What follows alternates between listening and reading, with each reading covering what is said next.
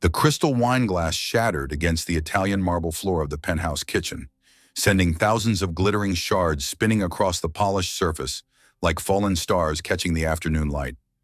Margaret Thompson stood frozen in the aftermath, her manicured hand still extended from where she had released the Waterford crystal that had been a wedding gift 23 years ago from Richard's late mother. The sound seemed to echo forever in the cavernous kitchen with its granite countertops that cost more than most people's annual salaries, its restaurant-grade appliances that Margaret rarely used for anything more elaborate than reheating takeout, and its floor-to-ceiling windows that offered a commanding view of Central Park 40 stories below. But today, that view felt less like a privilege and more like looking at freedom from the wrong side of prison bars. "I said I'm not doing it anymore, Richard."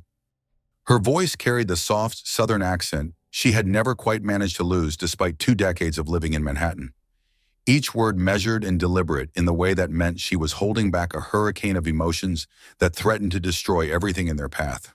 The accent always became more pronounced when she was angry, a linguistic tell that Richard had learned to recognize and dismiss over the years.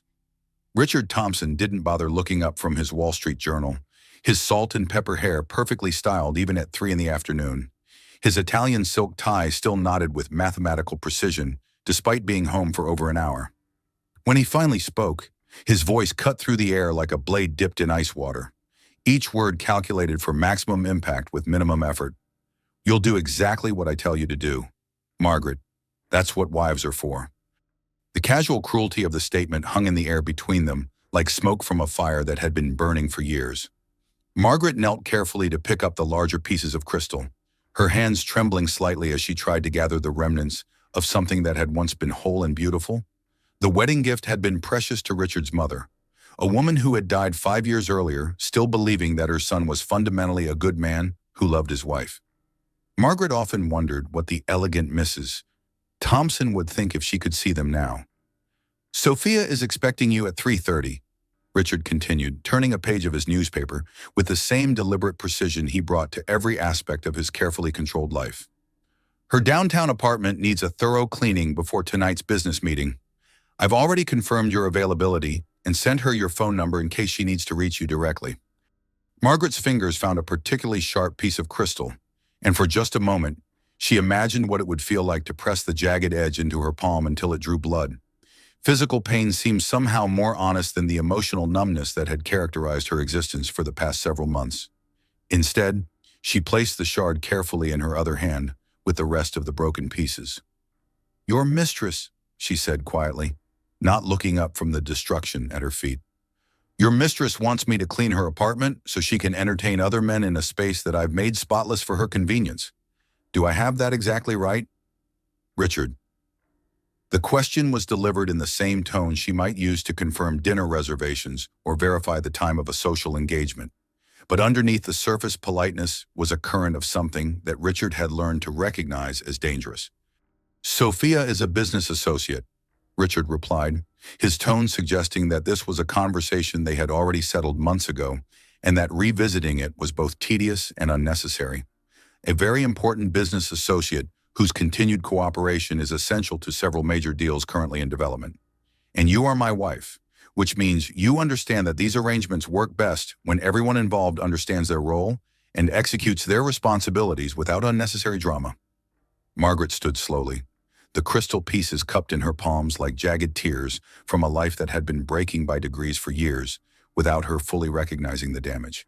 For 6 months, she had been playing the role of what Richard euphemistically called his domestic coordinator, which in practice meant serving as his millionaire ex-husband's personal cleaning lady while he conducted affairs in spaces that she maintained for his convenience. Each time she had scrubbed Sophia's bathroom or changed the silk sheets where her husband made love to another woman, Margaret had told herself it was temporary, a brief accommodation during a difficult period that would pass once Richard worked through whatever midlife crisis had led him to need validation from a woman 15 years younger than his wife. Each time, she had found new ways to make herself smaller, to take up less space in her own life, to apologize for existing in ways that might inconvenience the man she had loved since she was 29 years old. "My mother used to say something when I was growing up," Margaret began, walking carefully toward the trash can, with steps measured to avoid the smaller shards still scattered across the marble floor. She used to say that a woman who cleans up another woman's mess is really just cleaning up her own life's biggest mistake. So, Richard finally looked up from his newspaper, his blue eyes as flat and calculating as a shark's. His expression carried the particular blend of condescension and impatience that he reserved for conversations he considered beneath his intellectual level. Your mother cleaned other people's houses for 40 years and died with $17 in her checking account, he said with the casual cruelty that had become his default mode of communication with her. I wouldn't take life advice from someone who never figured out how to build anything lasting if I were you. But then again, you've always been sentimental about failure, haven't you? The words hit exactly where Richard had intended them to, finding the vulnerable places in Margaret's psyche that he had been mapping and exploiting for over 2 decades. Her mother had indeed spent her life cleaning other people's homes, working 2 and sometimes 3 jobs to raise 3 daughters alone after their father had walked out when Margaret was 12. She had died 6 years ago with almost nothing in material terms. But she had also died knowing without question that she was deeply loved by daughters who would have moved mountains for her. She also died knowing that her daughters would never accept being treated like servants by men who were supposed to love them, Margaret replied, dropping the crystal pieces into the trash can with a sound like wind chimes breaking in a storm. She died knowing that she had raised women who understood the difference between being supportive and being subservient. Richard folded his newspaper with military precision, each crease sharp enough to cut paper. The action was performed with the same meticulous attention to detail that he brought to every aspect of his life, from his morning grooming routine to his business negotiations to his systematic destruction of his wife's self-worth. Is this about the prenuptial agreement again? He asked with the weary tone of someone forced to explain basic concepts to a slow child. Because I thought we had settled that particular discussion years ago. You signed those documents willingly. Margaret, eagerly. In fact, as I recall, you were quite grateful for the security and lifestyle they guaranteed you. Margaret remembered that day with painful clarity. 29 years old, working as a marketing coordinator for a small firm, madly in love with a successful businessman who seemed to offer everything her impoverished childhood had lacked. Security, status, a life where money would never again be a source of constant anxiety and fear. She had signed the prenuptial agreement without reading it carefully, trusting the man who had promised to love and protect her forever. I signed it because I was young and stupid and thought that marriage meant being partners, she said, meeting his gaze directly for the first time in months. I didn't know it meant being your employee with sexual benefits and no workers' compensation. It means being practical about the realities of wealth and success, Richard replied, standing and straightening his silk tie with the same precision he brought to adjusting his stock portfolio. I built Thompson Industries from absolutely nothing. Margaret, I provide this lifestyle, this apartment, your credit cards, your social standing, everything that separates you from the life your mother lived. All I ask in return is that you handle certain domestic arrangements that smooth the path for business relationships that benefit both of us. Domestic arrangements. As if asking your wife to clean your mistress's apartment was morally equivalent to asking her to pick up dry cleaning or schedule dinner reservations. Margaret felt something fundamental shift inside her chest, like a door that had been locked for years, suddenly creaking open to reveal a room she had forgotten existed. And what happens when you decide you don't need a domestic coordinator anymore? She asked, her voice steadier than she had expected it to be. Richard paused in the kitchen doorway, and for just a moment, his carefully maintained mask slipped enough for Margaret to see something calculating and cold cross his features. It was the expression of a man running numbers in his head, calculating profit and loss statements for human relationships. That's a conversation for another day, he said finally. Right now, you have an appointment to keep, and Sophia doesn't appreciate being kept waiting. She's meeting with potential investors tonight, and first impressions matter in business. I trust you understand the importance of ensuring that everything is perfect. After Richard left for his office, Margaret stood alone in the kitchen that had never truly felt like hers despite 23 years of marriage. The space was too large, too cold, too much like a magazine photograph, and too little like a place where people actually lived. Through the massive windows, she could see into other apartments and other buildings, each one filled with lives she would never know or understand. She wondered how many of those windows looked in on women standing in their own kitchens, holding pieces of broken things, wondering when they had become strangers to themselves. The apartment felt different in Richard's absence, as if the air itself became lighter when his presence no longer filled every corner with demands and expectations and subtle criticisms. Margaret walked through rooms that showcased Richard's success, but contained almost nothing that reflected her personality or preferences. The art had been chosen by his decorator, the furniture selected for its investment value rather than comfort, the books on the shelves purchased by the yard to create an impression of intellectual sophistication. She paused in the living room, looking at the formal photograph of their wedding that occupied a place of honor on the marble mantelpiece. 29-year-old Margaret smiled back at her from behind Richard's protective arm, radiant with love and optimism and absolute trust in the future they were building together. The woman in that photograph had believed she was entering a partnership that would last forever. She had no way of knowing she was actually signing up to slowly disappear. Margaret's phone buzzed against the granite countertop, the sound unnaturally loud in the silence of the empty apartment. The text message was from her sister Claire, and it contained only 7 words that would change the trajectory of everything that followed. Emergency sister meeting, my office. Now, come. Margaret stared at the message for a long moment, then looked down at her hands. Small cuts from handling the broken crystal had left tiny drops of blood on her fingers, and she realized that for the first time in months, they looked like her hands again. Hands that had once built marketing campaigns and negotiated contracts and created things of value. Hands that belonged to a woman who had existed before she became Richard's wife and might possibly exist again after she stopped being his domestic coordinator. She grabbed her purse and walked toward the elevator, leaving the remaining crystal shards scattered across the marble floor like evidence of a crime scene. Someone else could clean them up. Someone else could worry about maintaining the perfect facade of a perfect life that had stopped being real so gradually that she hadn't noticed when pretense became prison. The elevator descended 40 floors toward street level, and with each passing floor, Margaret felt like she was traveling not just through space but through time, moving away from the woman she had become and toward the woman she used to be. By the time she reached the lobby, she had made a decision that would have seemed impossible just hours earlier. She was done being anyone's cleaning lady. Today would be the last day she spent maintaining other people's messes while her own life fell apart one small compromise at a time. The woman who emerged onto the Manhattan sidewalk was still wearing the designer clothes and perfect makeup that Richard expected. But underneath the familiar costume, something fundamental had shifted. Margaret Thompson was about to remember who she had been before she became afraid of who she might become. The elevator ascending to the 42nd floor of Thompson Sisters Enterprises moved with the smooth efficiency of German engineering. But Margaret felt like time was moving in slow motion as she watched the numbers climb toward what felt like her own personal judgment day. Each floor represented another step away from the penthouse prison she had just escaped and toward something she couldn't quite name yet, but desperately needed to find. Her reflection in the polished steel doors showed a woman she barely recognized despite seeing her every morning for the past several years. The designer clothes felt like a costume she had been wearing in a play she no longer understood. Hair styled to perfection for an audience that no longer mattered.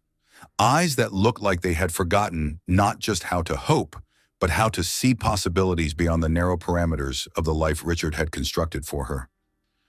The elevator chimed softly as the doors opened to reveal the reception area of Thompson Sisters Enterprises, the marketing empire that her younger sister Claire had built from absolutely nothing over the past 15 years. The space was a testament to vision and determination, with floor-to-ceiling windows offering a stunning view of Central Park that somehow looked completely different from this vantage point than it did from Margaret's kitchen 42 floors below. From here, the park didn't look like something to be observed from a distance, but something to be engaged with, explored, lived in. Ms. Thompson, the receptionist said with genuine warmth that Margaret had almost forgotten existed. Ms. Reed and Ms. Walsh are waiting for you in the main conference room. They said to send you right back. Margaret walked down the familiar hallway, lined with awards and photographs that chronicled the growth of Thompson Sisters Enterprises from Claire's one-woman startup to a marketing powerhouse that competed successfully against firms that had been established for decades. Pictures of Claire speaking at industry conferences, accepting business honors, shaking hands with CEOs whose companies had been transformed by Thompson sisters' innovative campaigns. Margaret had attended some of these events over the years, always introduced as Claire's sister, the one who married well, as if her only achievement in life was successfully landing a wealthy husband.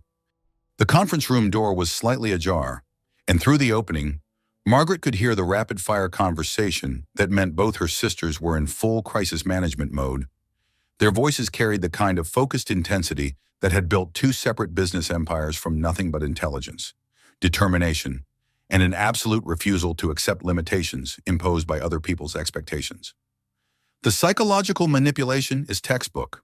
Claire's voice carried the authoritative tone that had convinced Fortune 500 companies to trust her with their most important marketing campaigns. Systematic isolation from support systems, financial control designed to create dependency, gradual erosion of self-worth through constantly moving goalposts. We've been watching it happen for years, and we should have intervened sooner. The question now is what we can do to help without making the situation worse for her. Diana's more measured voice responded. As the CEO of a cybersecurity company specializing in protecting businesses from digital threats, Diana approached human problems with the same methodical analysis she brought to identifying vulnerabilities in computer systems.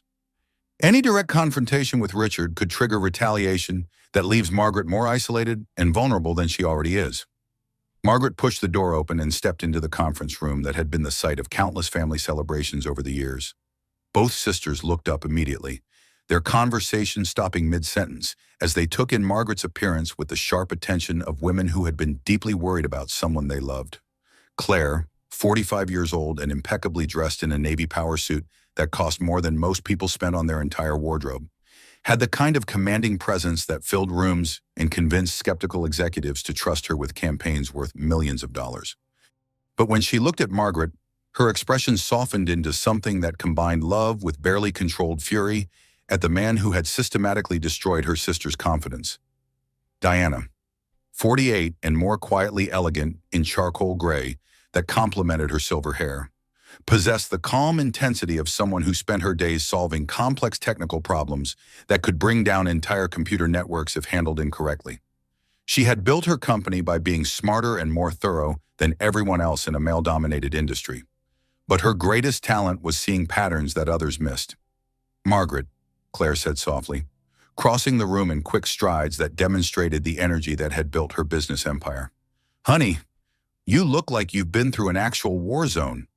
I feel like I've been losing a war for years without realizing I was even fighting one, Margaret replied, accepting her sister's embrace with a gratitude that surprised her.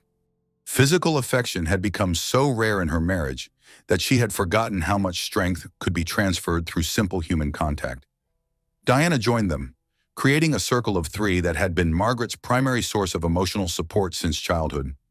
Growing up as the middle sister in a household where money was always scarce, and their father's absence was a constant source of pain, Margaret had learned to be the peacemaker, the one who smoothed over conflicts and made sure everyone felt heard and valued. It had been excellent training for marriage to a narcissistic ex-husband, though she hadn't understood that at the time. Tell us exactly what happened today, Diana said, guiding Margaret to one of the leather chairs arranged around the conference table that had been the site of strategic planning sessions that had changed the trajectory of major corporations. Claire said you sounded upset when you called, but she didn't give me details. Margaret found herself telling them everything, starting with the crystal wedding gift shattered against the marble floor and ending with Richard's casual demand that she clean Sophia's apartment before the evening's business meeting. She described 6 months of playing the role of her husband's domestic coordinator while he conducted affairs in spaces she made spotless for his convenience. 6 months of telling herself that accepting humiliation was a temporary sacrifice that would eventually restore their marriage to something resembling its former state. Wait, Claire interrupted, her marketing mind immediately identifying the core issue that needed to be addressed before they could develop any effective strategy. He's making you clean his mistress's apartment, like, actually clean it yourself, with cleaning supplies and scrubbing toilets and changing sheets. Among other duties, Margaret said quietly, her voice carrying the shame that had been carefully cultivated through months of accepting treatment that would have been unthinkable to her just a few years earlier. He calls it handling domestic arrangements, says it's part of being a practical wife who understands how business relationships work in the real world. Diana's fingers drummed against the conference table, a habit left over from years of writing computer code that required absolute precision and attention to detail.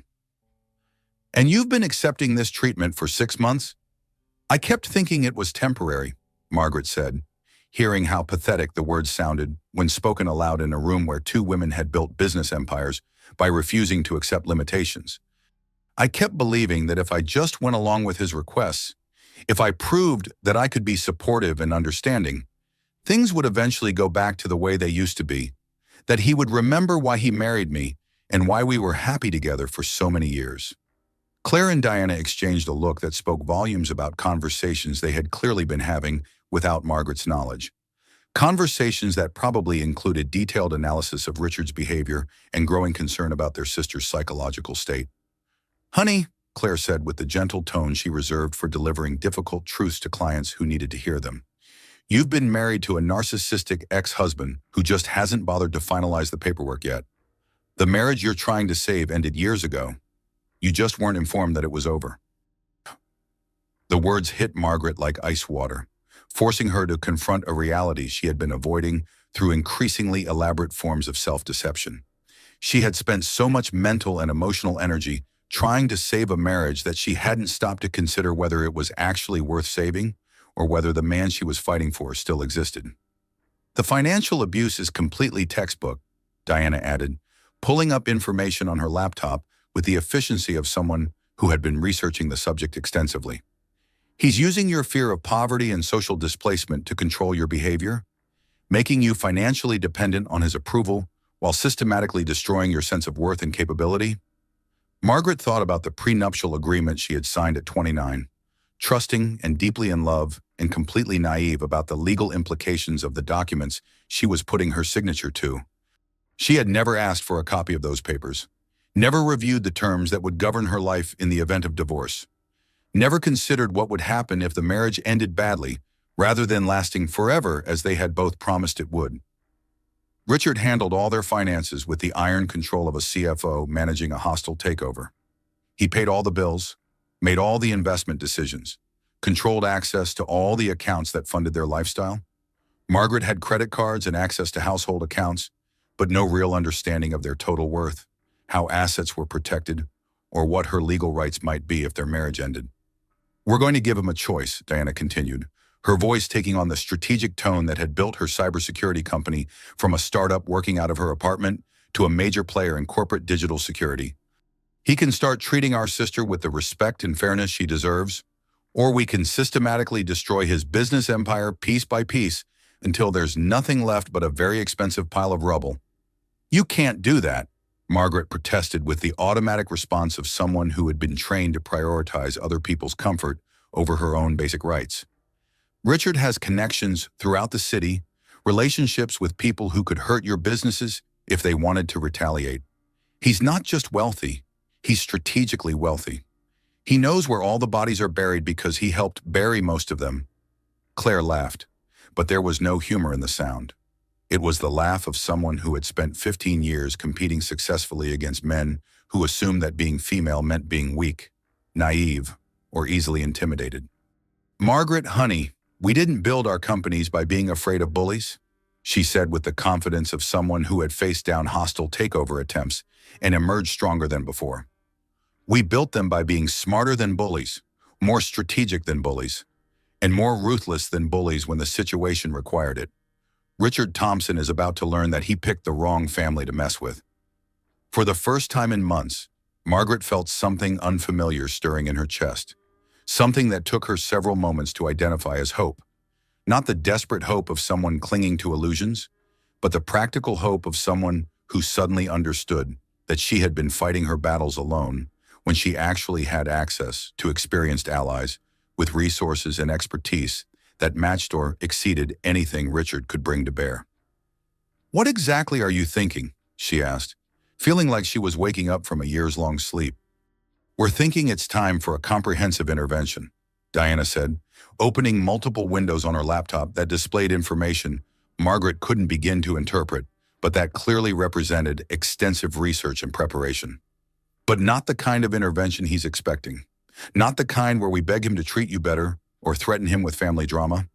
The kind where we systematically dismantle the foundation of everything he's built until treating you fairly becomes his only viable option. The sisters spent the next 2 hours outlining a plan that combined Claire's marketing expertise, Diana's technical capabilities, and Margaret's insider access to Richard's personal and professional life. Claire would use her extensive network of business contacts to investigate Thompson Industries' practices and relationships, looking for vulnerabilities that could be exploited through legitimate competitive pressure. Diana would conduct a comprehensive analysis of Richard's digital footprint, searching for evidence of business practices that might not withstand scrutiny from regulatory authorities. Margaret would gather intelligence from inside the marriage itself, documenting Richard's behavior and collecting information about his activities that might prove useful in divorce negotiations. The goal isn't revenge, Claire emphasized as they concluded their planning session. Revenge is emotional and unpredictable and often backfires on the people seeking it. Our goal is leverage.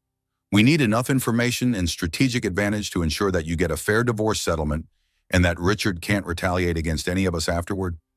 He spent years conditioning you to believe that you're powerless, Diana added, saving files to an encrypted drive with the precision of someone who understood that information security could mean the difference between success and catastrophic failure. But the truth is that he's made himself vulnerable in ways he doesn't even recognize. Men like Richard always do, because they assume that the people they're victimizing are too weak or too stupid to fight back effectively. As Margaret prepared to leave Thompson Sisters Enterprises and return to the penthouse that no longer felt like home, Diana caught her arm with gentle firmness. "There's something I want you to think about over the next few days," she said, her voice carrying the intensity of someone sharing crucial intelligence. "You spend a lot of mental energy wondering if you're being too sensitive, too demanding, too difficult to please. You worry that maybe you're crazy or that everyone else can see something about your situation that you're missing or refusing to admit. But what if you're not crazy at all? What if you're actually a very intelligent woman who got caught in a sophisticated psychological trap designed by someone who's had decades to perfect his techniques?"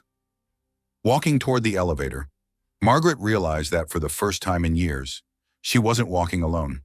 The Thompson sisters had always been a team, but somewhere in the process of becoming Richard's wife, she had forgotten that being part of a team meant that the other members would never let her fall without fighting to catch her. The elevator ride down 42 floors felt fundamentally different this time. Instead of watching the numbers drop toward ground level, like a countdown to returning to prison, Margaret found herself thinking about ascending in reverse, about moving upward toward something better than what she was leaving behind. By the time she reached the lobby, she had made a decision that would have seemed impossible just hours earlier. She would go to Sophia's apartment as Richard demanded, but this time she would be going as a spy in her own life rather than a victim accepting humiliation. This time, she would be gathering intelligence instead of just cleaning up messes that other people had made. The cleaning lady was about to have her last day, but Margaret Thompson was about to have her first day as the architect of her own future. The elevator to the penthouse seemed to move with deliberate slowness as Margaret returned home, her mind still processing the conversation with her sisters and the radical shift in perspective that had occurred over the past 3 hours. The marble lobby of their building had always been designed to impress visitors with its obvious expense and understated elegance, and Richard made sure to mention the cost of their monthly maintenance fees to anyone who would listen. But today the space felt less like a privilege and more like the waiting room of a very exclusive doctor's office where she was about to receive devastating news about her prognosis.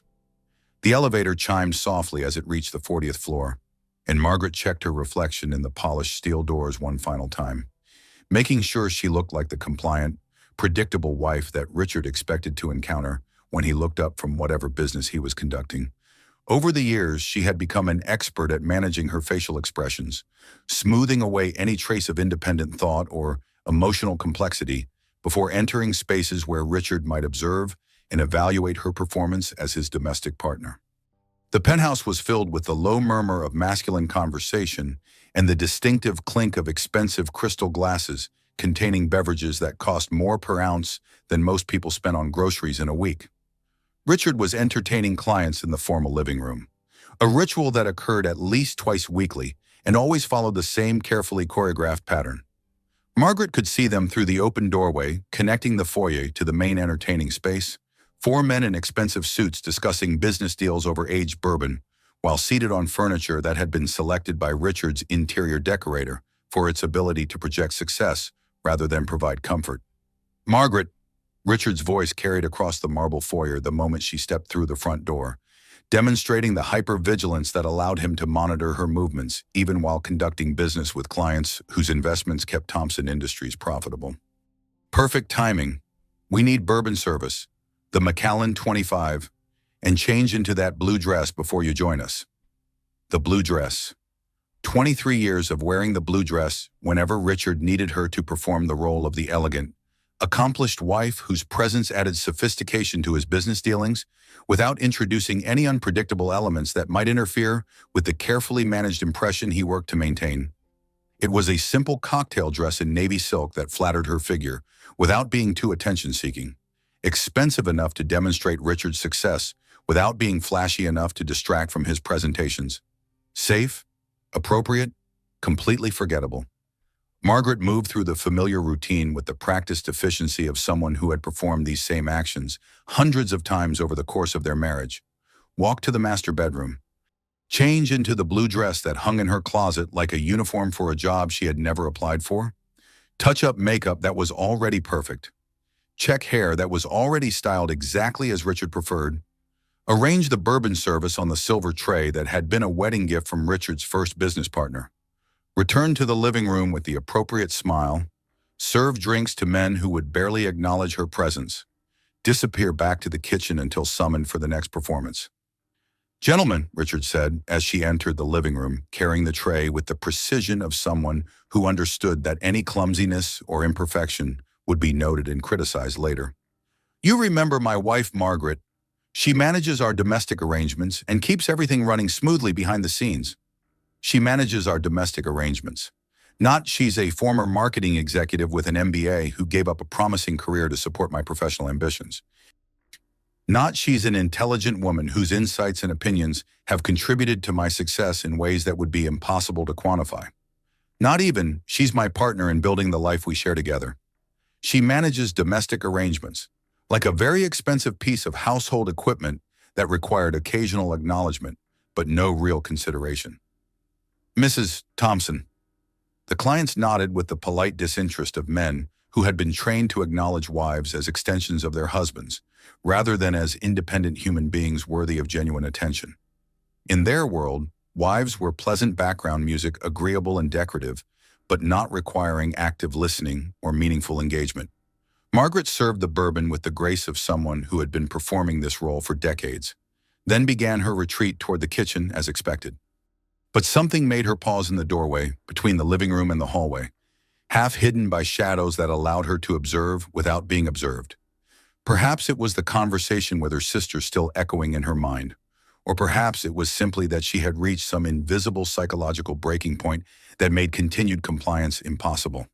Whatever the reason, instead of disappearing into the kitchen to wait for the next summons, she found herself listening to the business conversation with the focused attention of someone gathering intelligence rather than someone hiding from reality. The Henderson development deal should close next week, barring any unforeseen complications, one of the clients was saying as he savored bourbon that cost more per bottle than many people earned in a month. That represents another $12 million in development rights, assuming the zoning approvals proceed as anticipated.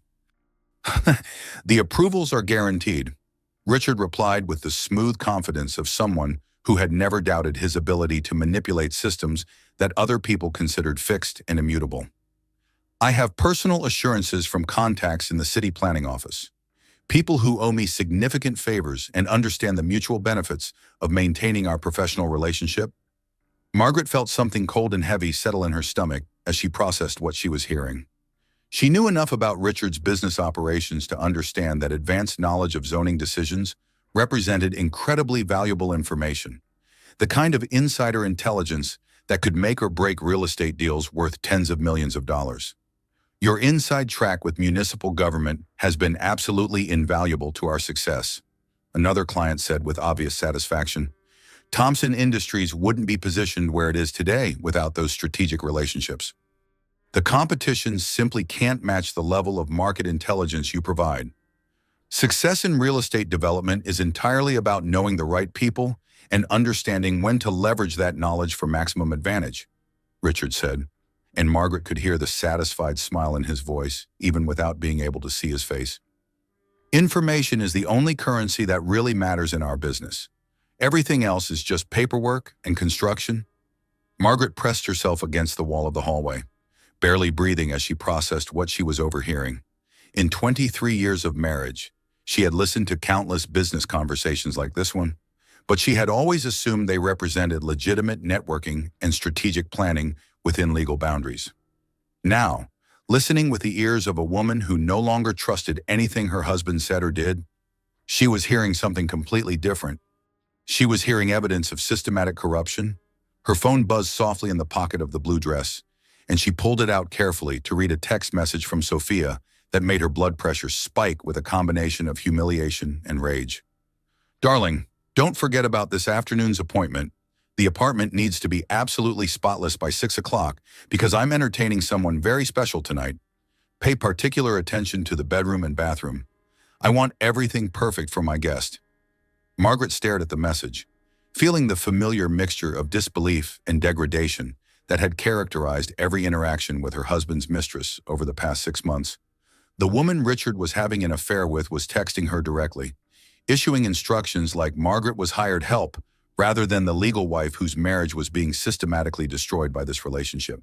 "Okay, the divorce papers should be filed by the end of next week," she heard Richard saying in a lower voice that suggested he was sharing information meant for a smaller audience. "Once the Henderson deal closes and the profits are properly distributed, I won't need to maintain the marriage for appearance's sake anymore. The timing should work out perfectly." The words hit Margaret like a physical blow, forcing her to grip the doorframe to maintain her balance as her heart began pounding so loudly she was certain the men in the living room would hear it and discover her unauthorized presence. "Smart strategic thinking," one of the clients replied with obvious approval. 20-year marriages can be extraordinarily expensive to dissolve if the timing isn't managed properly. But if you coordinate the end of the marriage with the right business cycles, the prenuptial agreement was written by the best lawyers money could buy, Richard said with deep satisfaction.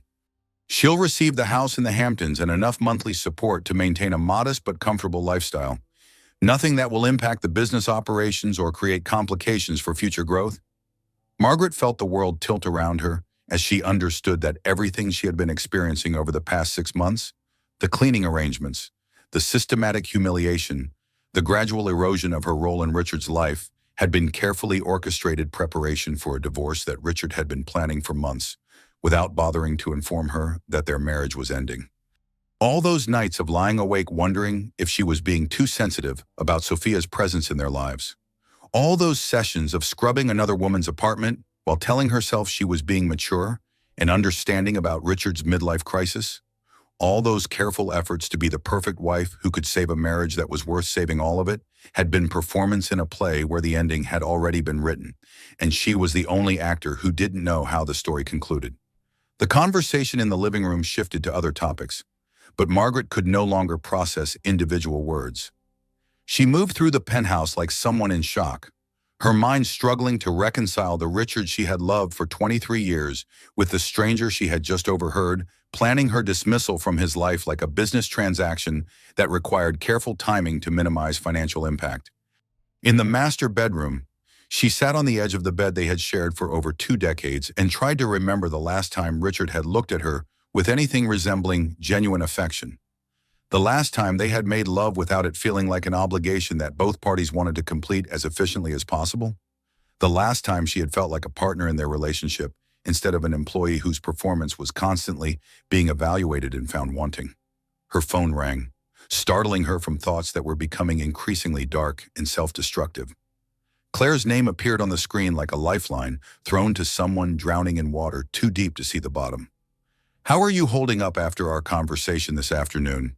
Claire asked without preamble, her voice carrying the focused concern of someone who had been thinking about Margaret's situation during every spare moment since their meeting ended. "I think I might be in some kind of shock," Margaret said quietly, glancing toward the bedroom door to make sure Richard's business meeting was still occupying his complete attention. "I just overheard Richard discussing filing divorce papers next week. Apparently, this entire process has been planned for months, and I've been the only person involved who didn't know that my marriage was ending." The silence on the other end of the line stretched for several seconds, and Margaret could practically hear her sister processing this information and adjusting her strategic thinking to account for a situation that was even worse than they had initially understood. "I'm coming over there right now," Claire said with the firm decisiveness that had made her successful in business. "No, absolutely not," Margaret replied quickly, imagining the explosion that would result if Richard discovered that she had been sharing details of their private life with her sisters. "He has clients here, and if he realizes that I've been talking to you about our marriage, it could trigger exactly the kind of retaliation we're trying to avoid." "Margaret, listen to me very carefully," Claire said, her voice carrying the authoritative tone she used in crisis situations that required immediate and decisive action. "You're not thinking clearly right now, and that's completely normal and expected. When someone you've trusted for decades betrays you in fundamental ways, your mind tries to find explanations that make the betrayal seem less complete than it actually is. Don't make any major decisions until we can sit down together and work through your options systematically." After ending the call, Margaret walked to the master bathroom and stared at herself in the mirror that reflected back a woman who looked perfectly groomed and appropriately dressed, but whose eyes seemed to belong to someone who had been hollowed out from the inside. When had she become a woman who apologized for existing in her own house? When had she started believing that keeping peace was more important than maintaining dignity or self-respect? The sound of laughter from the living room drifted down the hallway, and Margaret realized that while her entire world was collapsing around her, Richard was conducting business as usual. To him, this was just another ordinary day filled with profitable conversations and strategic planning. The fact that his wife was in the next room processing the destruction of her life's foundation was completely irrelevant to his immediate concerns. But for Margaret, this was the day she finally understood that she had been living in a marriage that had ended years ago, without anyone bothering to inform her that she was now inhabiting the ruins of something that had once been real. The day she realized that the woman who had spent 23 years trying to be the perfect wife had actually been serving as an unpaid employee in a business relationship that was about to be terminated for efficiency reasons. Most importantly, it was the day she stopped being afraid of what her life might look like if she stopped accepting treatment that would have been unthinkable to the confident, capable woman she had been before she became Richard Thompson's wife. The small cafe in Queens where the Thompson sisters had been meeting every Wednesday morning for the past 3 years felt like stepping into a different universe compared to the marble and crystal environment that dominated Margaret's daily existence.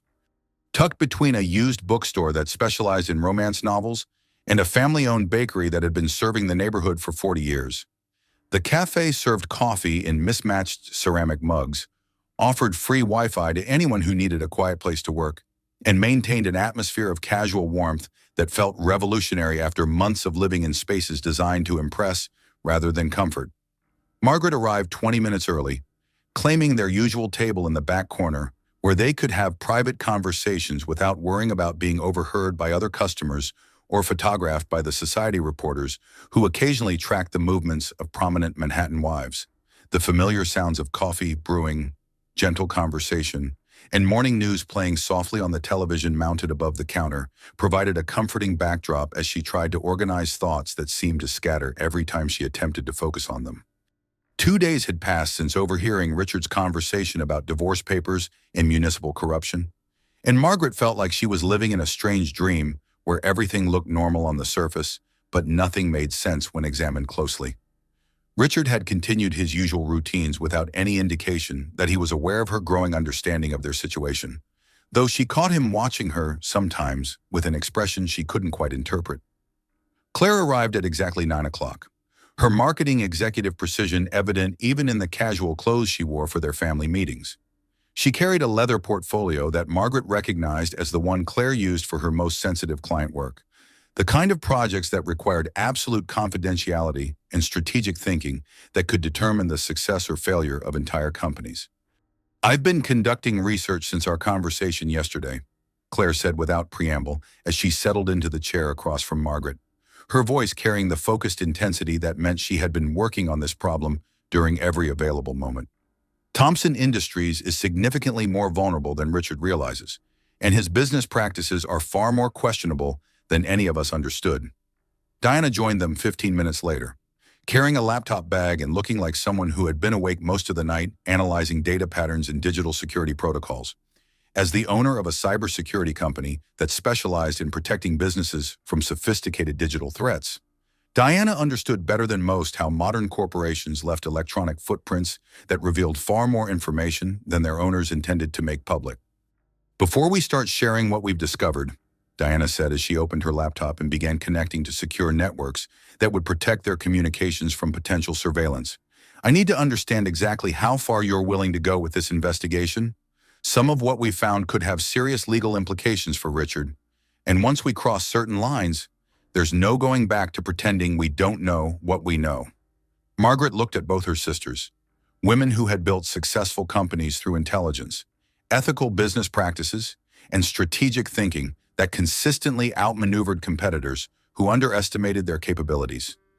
Everything Richard claimed to value in business, but had achieved through methods that appeared to be fundamentally different from the approaches that had made Claire and Diana successful. "I want to understand the complete truth about what I'm dealing with before I make any decisions about my future," she said, surprised by how steady her voice sounded when she felt like everything inside her was trembling. "I need to know who I've actually been married to for 23 years, not just the version of himself that Richard has chosen to show me." Claire opened her portfolio and spread several printed documents across the small table, each page covered with highlighting and handwritten notes that suggested extensive analysis and cross-referencing. "Thompson Industries' success depends heavily on advanced knowledge of city development plans and municipal zoning decisions," she began, her finger tracing connections between different pieces of information. "But what I've discovered through my industry contacts suggests that Richard isn't just receiving this information early, he's actively participating in creating the decisions that his clients profit from."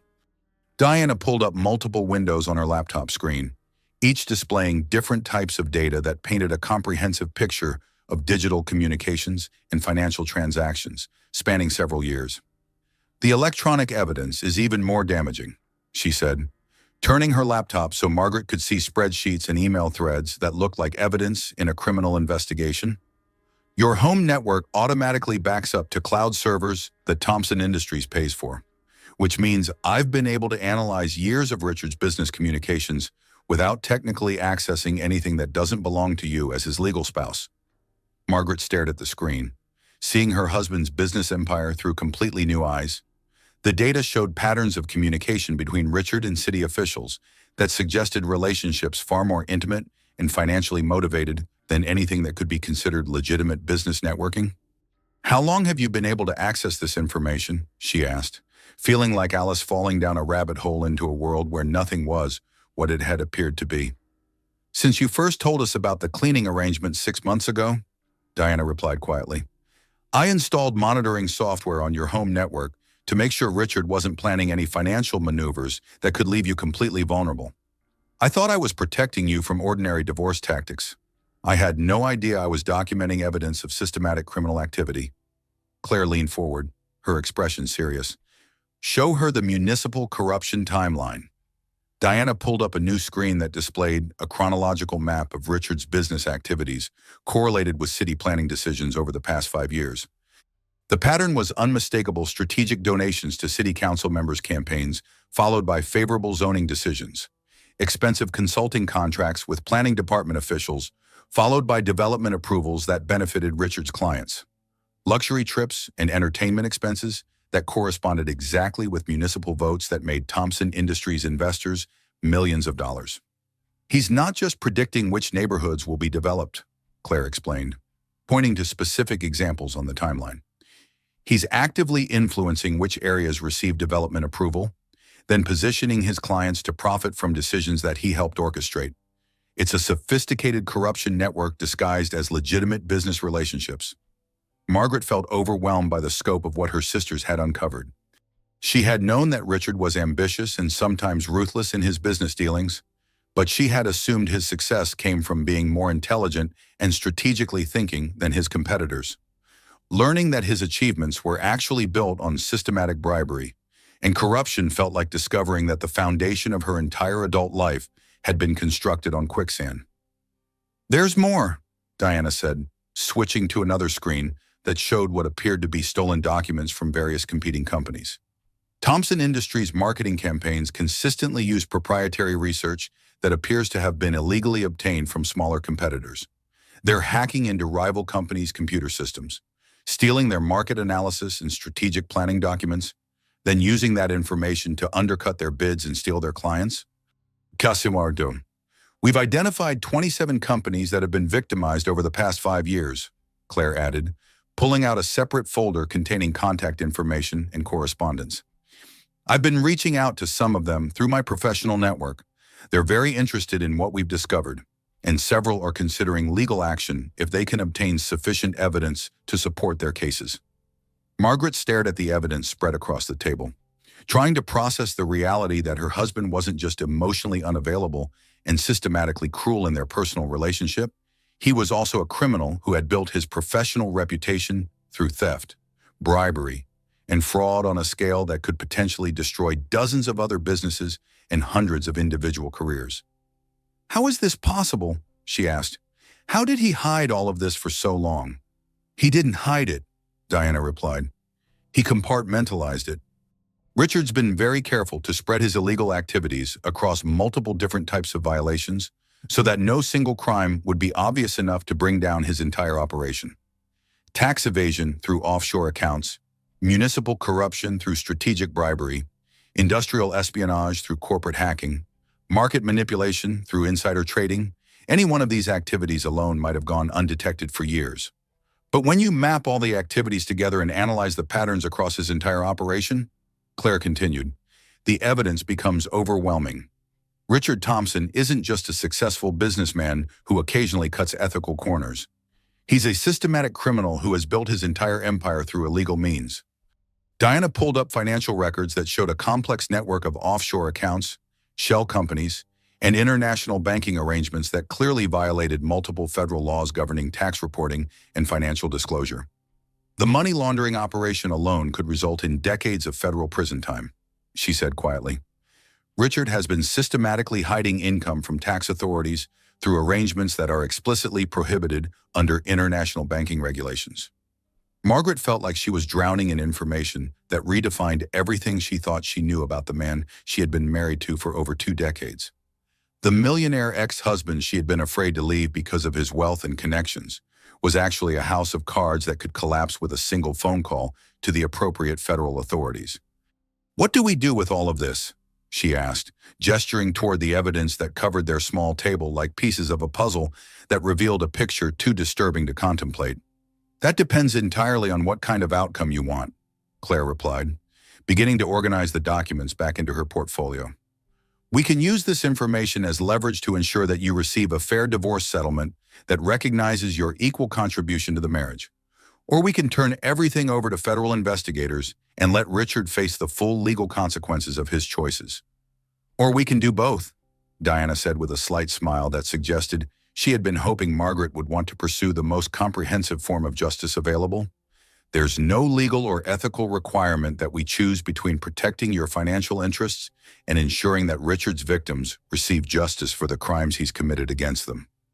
As they prepared to leave the cafe, Margaret felt something she hadn't experienced in years, the sense that she had real choices about her future, instead of just different ways to accept circumstances that other people had created for her.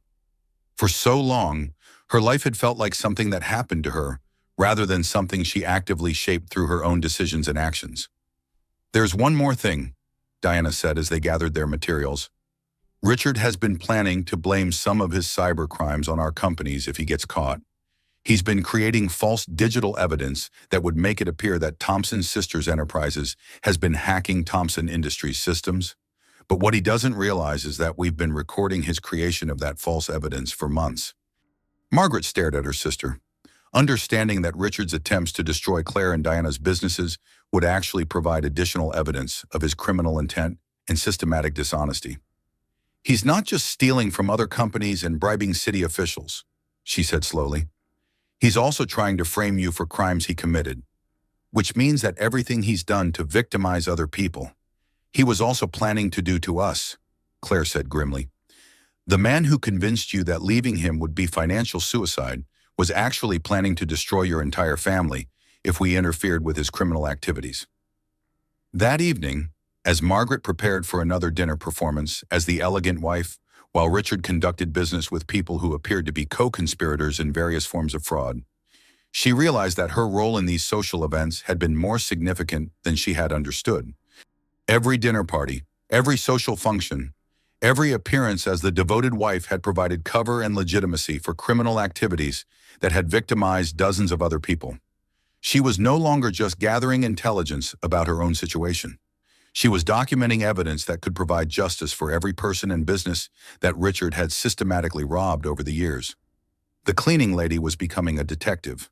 But more than that, she was becoming an agent of justice in a story that was much larger than her own personal liberation. The doorbell of the penthouse chimed with the elaborate musical sequence that Richard had programmed to announce visitors. Notes that had once seemed elegant and sophisticated, but now sounded to Margaret like a warning bell, signaling the approach of another humiliation she would be expected to accept with grace and gratitude. She was alone in the kitchen, still processing the overwhelming information her sisters had shared about Richard's criminal activities, when she heard the distinctive click of designer heels against marble flooring echoing through the foyer. "Darling, we need to have a serious conversation. Woman to woman, as they say." Sophia's voice carried the breathy confidence of someone who had never encountered a situation she couldn't manipulate to her advantage. The entitled tone of a woman who had learned early in life that her combination of beauty, youth, and calculated charm could open doors that remained closed to people who relied on more substantial qualifications. At 32 years old, she represented everything Margaret had been when she first met Richard: ambitious, optimistic, and naive enough to believe that attaching herself to a powerful man would automatically make her powerful too. The crucial difference was that Sophia had chosen to be the other woman rather than the wife, a strategic decision that she seemed to consider evidence of her superior intelligence and modern thinking about relationships.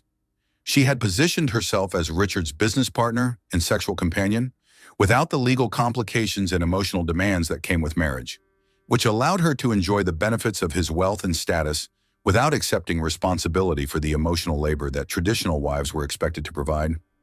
Margaret dried her hands on a kitchen towel with deliberate slowness, using the extra moments to compose her expression into something that resembled calm acceptance rather than the rage and disgust that threatened to overflow every time she was forced to interact with her husband's mistress. She walked to the foyer where Sophia stood examining her reflection in the antique mirror that had cost more than most people's annual salaries, adjusting her blonde hair with the practiced precision of someone who understood that her appearance was her most valuable asset. Sophia was dressed in a white designer outfit that had probably cost several $1,000s and was clearly intended to project innocence and sophistication simultaneously. Every detail of her presentation had been carefully calculated, from her professionally applied makeup to her strategically chosen jewelry, to the way she held herself with the confidence of someone who had never doubted her own appeal or questioned whether she deserved the luxurious lifestyle her relationship with Richard provided. "Sophia," Margaret said with the neutral politeness she had perfected during months of interactions that felt like diplomatic negotiations between hostile nations. "Richard isn't here at the moment." "I know exactly where Richard is. Darling, I have access to his calendar and his location at all times," Sophia replied with a smile that contained enough sharp edges to cut glass. "I came to see you specifically because I think it's time we establish some new ground rules for our arrangement moving forward." The casual mention of having access to Richard's private information felt like another small violation. Another reminder that Margaret's role in her husband's life had been steadily diminished while Sophia's influence had grown to include areas that should have remained private between married partners. Margaret wondered what other aspects of her marriage had been shared with the woman who was systematically replacing her in Richard's affections and priorities. "What arrangement would that be?" Margaret asked, though she suspected she already knew where this conversation was heading and dreaded hearing it spoken aloud. Sophia laughed with the musical quality that probably charmed men who were susceptible to obvious manipulation techniques. "Oh, please don't be coy with me. We both know that you've been serving as my housekeeper for the past 6 months. Richard told me it was actually your idea, that you wanted to feel useful during this transitional period while he worked through some personal issues. The audacity of the lie was so complete that Margaret almost felt a grudging admiration for its creativity. Richard had somehow convinced his mistress that his wife had volunteered to clean her apartment, transforming systematic humiliation into an act of generous service that reflected well on both his sensitivity to Margaret's emotional needs and her maturity in handling a difficult situation. "Is that the story he told you?" Margaret asked, genuinely curious about how Richard had managed to reframe her forced servitude as evidence of her willing cooperation with his extramarital activities. "Men have such delicate egos about these situations," Sophia continued, settling onto the white leather sofa in the living room without waiting for an invitation, arranging herself with the practiced grace of someone who was accustomed to being admired from every angle. "They need to believe that all the women in their lives are friends, that there's no competition or jealousy or conflict between us. It makes them feel better about their choices and allows them to avoid confronting the emotional complications that come with managing multiple relationships simultaneously." Margaret followed Sophia into the living room, noting how comfortable the younger woman seemed in the space that Margaret had considered home for 23 years. There was something proprietary in the way Sophia moved through the apartment, as if she were already mentally redecorating and planning changes that would better reflect her personal taste and lifestyle preferences. "But since we're both adults who understand how the world actually works," Sophia continued, examining her perfectly manicured nails with the attention most people reserve for important documents, "I thought we should discuss the future more directly and honestly than Richard seems capable of doing." "What aspects of the future did you want to discuss?" Margaret asked, settling into the chair across from Sophia and preparing herself for whatever new form of degradation was about to be proposed. "Well, darling, Richard has explained his timeline for finalizing the divorce proceedings, and I want to make sure we're all on the same page about expectations for the transition period," Sophia said with the tone of someone discussing weekend plans rather than the systematic destruction of a 23-year marriage. "After the legal paperwork is completed and you've moved into more appropriate accommodations, you'll obviously need to establish some form of independent income." The phrase "more appropriate accommodations" hung in the air like a cloud of poisonous gas. Margaret understood that Sophia was referring to whatever minimal housing allowance Richard planned to provide as part of a divorce settlement designed to leave his ex-wife financially dependent, but no longer legally entitled to the lifestyle she had helped build through decades of emotional and social support. "And frankly, given your limited work experience over the past 2 decades, Sophia continued with the false sympathy of someone offering to help solve a problem she had created, "you might want to consider turning your cleaning skills into something more permanent and financially sustainable." The words settled over Margaret like a blanket made of ice.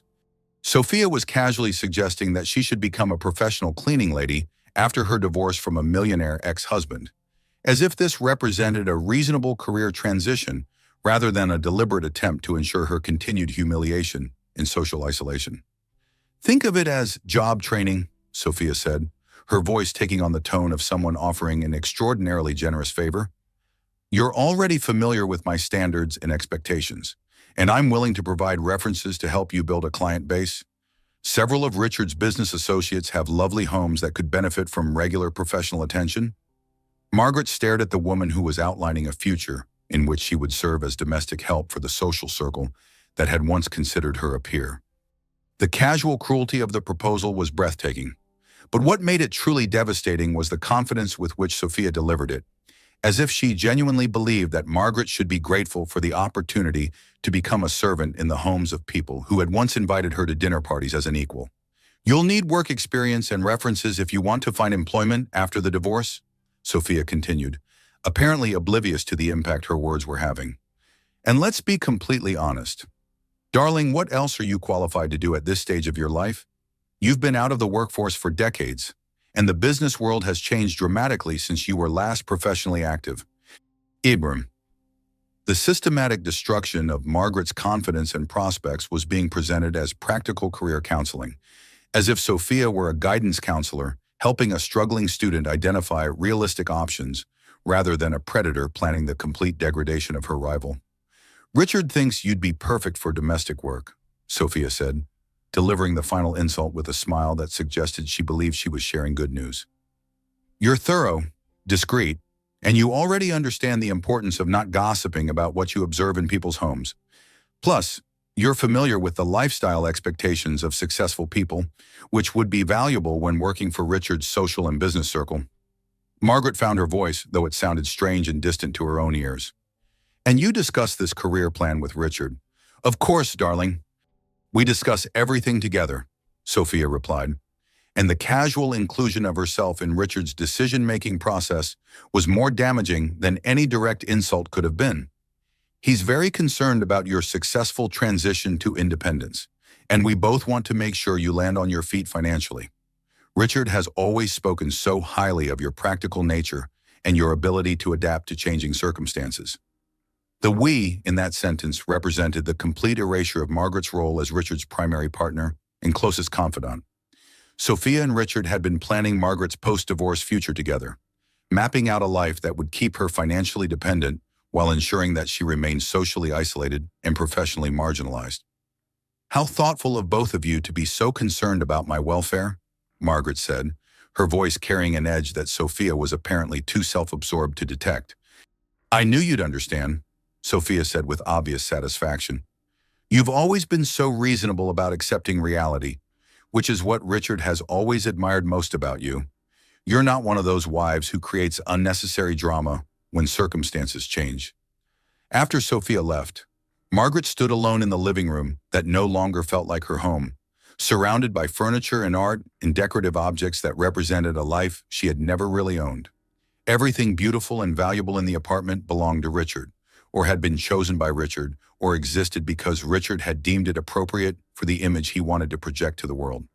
She walked to the master bathroom and stared at herself in the mirror that reflected back a woman who looked perfectly groomed and appropriately dressed, but whose eyes seemed to belong to someone who had been disappearing by degrees for years. When had she become a woman who accepted being discussed and planned for by other people as if she were property to be disposed of, rather than a person with agency and rights and the capacity to determine her own future? Her phone rang, and Claire's name appeared on the screen like a lifeline thrown to someone drowning in water too deep and dark to escape. Emergency, Margaret said the moment she answered. They want me to become their permanent cleaning lady. It's not just about cleaning Sophia's apartment anymore. They're planning my entire post-divorce career as domestic help for Richard's social circle. The silence on the other end of the line stretched for several seconds, and Margaret could practically hear her sister's mind working to process information that was even worse than they had prepared for. We're coming over right now, Claire said with the decisive tone that had built her marketing empire. Richard isn't here, and he won't be back until after 9 tonight, Margaret said, glancing at the calendar that governed their social schedule like a military operation. Good. Diana and I have been analyzing the information we gathered yesterday, and there are some things we need to show you that will change how you think about everything that's been happening. 45 minutes later, both sisters sat in Margaret's living room with their laptops open and expressions that combined fury at Richard's behavior with determination to ensure that his plans for Margaret's future would never come to pass. We need to tell you about something we discovered when we were analyzing Richard's digital communications, Diana said without preamble, her voice carrying the focused intensity of someone who had spent hours uncovering information that revealed the true scope of Richard's systematic planning. The cleaning arrangement with Sophia wasn't spontaneous humiliation or evidence of Richard's midlife crisis. It was carefully designed psychological manipulation intended to establish a legal pattern of your accepting, subservient behavior. Margaret felt the room seem to tilt around her as she processed what Diana was telling her. What do you mean Richard has been building a legal case that you're psychologically dependent on his guidance and direction? Claire explained, pulling up documents on her laptop that looked like legal strategy memos. If he can demonstrate to a divorce court that you willingly performed domestic services for his business associates over an extended period, it supports his argument that you're incapable of independent decision-making and require long-term supervision rather than equal treatment as a competent adult. Which completely changes the divorce settlement calculations, Diana continued, showing Margaret financial projections that painted a devastating picture of her post-divorce prospects under different legal scenarios. Instead of alimony that recognizes your equal contribution to building the wealth you shared during your marriage, you would receive supervised assistance that Richard would control and that could be terminated at his discretion. Margaret stared at her sisters. Finally understanding that every humiliation of the past 6 months had been calculated to destroy not just her emotional stability and self-respect, but her legal standing as an equal partner in the marriage that was about to be dissolved. Every time you cleaned Sophia's apartment, every time you accepted treatment that diminished your status relative to Richard's, you were unknowingly providing evidence that could be used to argue that you're not competent to manage your own financial affairs, Claire explained. Richard's been playing a very sophisticated legal game while making you think you were just trying to save your marriage. But here's what he doesn't know, Diana said with a smile that contained enough satisfaction to power the entire city. We've been playing the same game, and we're much better at it than he is. That night, as Margaret waited for Richard to return from his business dinner, she realized that the woman who had spent 6 months cleaning up other people's messes while her own life fell apart was finally ready to start cleaning house in a completely different way. The cleaning lady was about to become the architect of justice, and Richard Thompson was about to discover that he had seriously underestimated the intelligence and determination of the women he had spent years systematically undervaluing. Diana's technology company occupied 3 full floors of a gleaming glass tower in Lower Manhattan, but her personal office felt more like a military command center than a corporate executive suite. Multiple high-resolution monitors displayed cascading streams of data that looked like digital waterfalls, and the walls were covered with whiteboards containing diagrams and flowcharts that resembled battle plans for a complex strategic operation. Which, Margaret realized as she settled into a chair across from Diana's impressive desk, was exactly what they had become. I've been conducting a comprehensive analysis of Thompson Industries' digital infrastructure for the past 72 hours, Diana said, her fingers moving across 3 separate keyboards with the fluid precision of a concert pianist performing a challenging piece of music. What I've discovered goes far beyond simple insider trading or municipal corruption. We're looking at systematic criminal enterprise that spans multiple jurisdictions and involves dozens of co-conspirators. Claire paced behind Diana's chair with the restless energy of someone whose marketing mind was already developing strategies to leverage whatever information Diana had uncovered. Margaret sat quietly, still processing the previous day's conversation with Sophia and the devastating realization that her months of accepting humiliation had been carefully orchestrated to support Richard's legal strategy for leaving her financially dependent and socially isolated.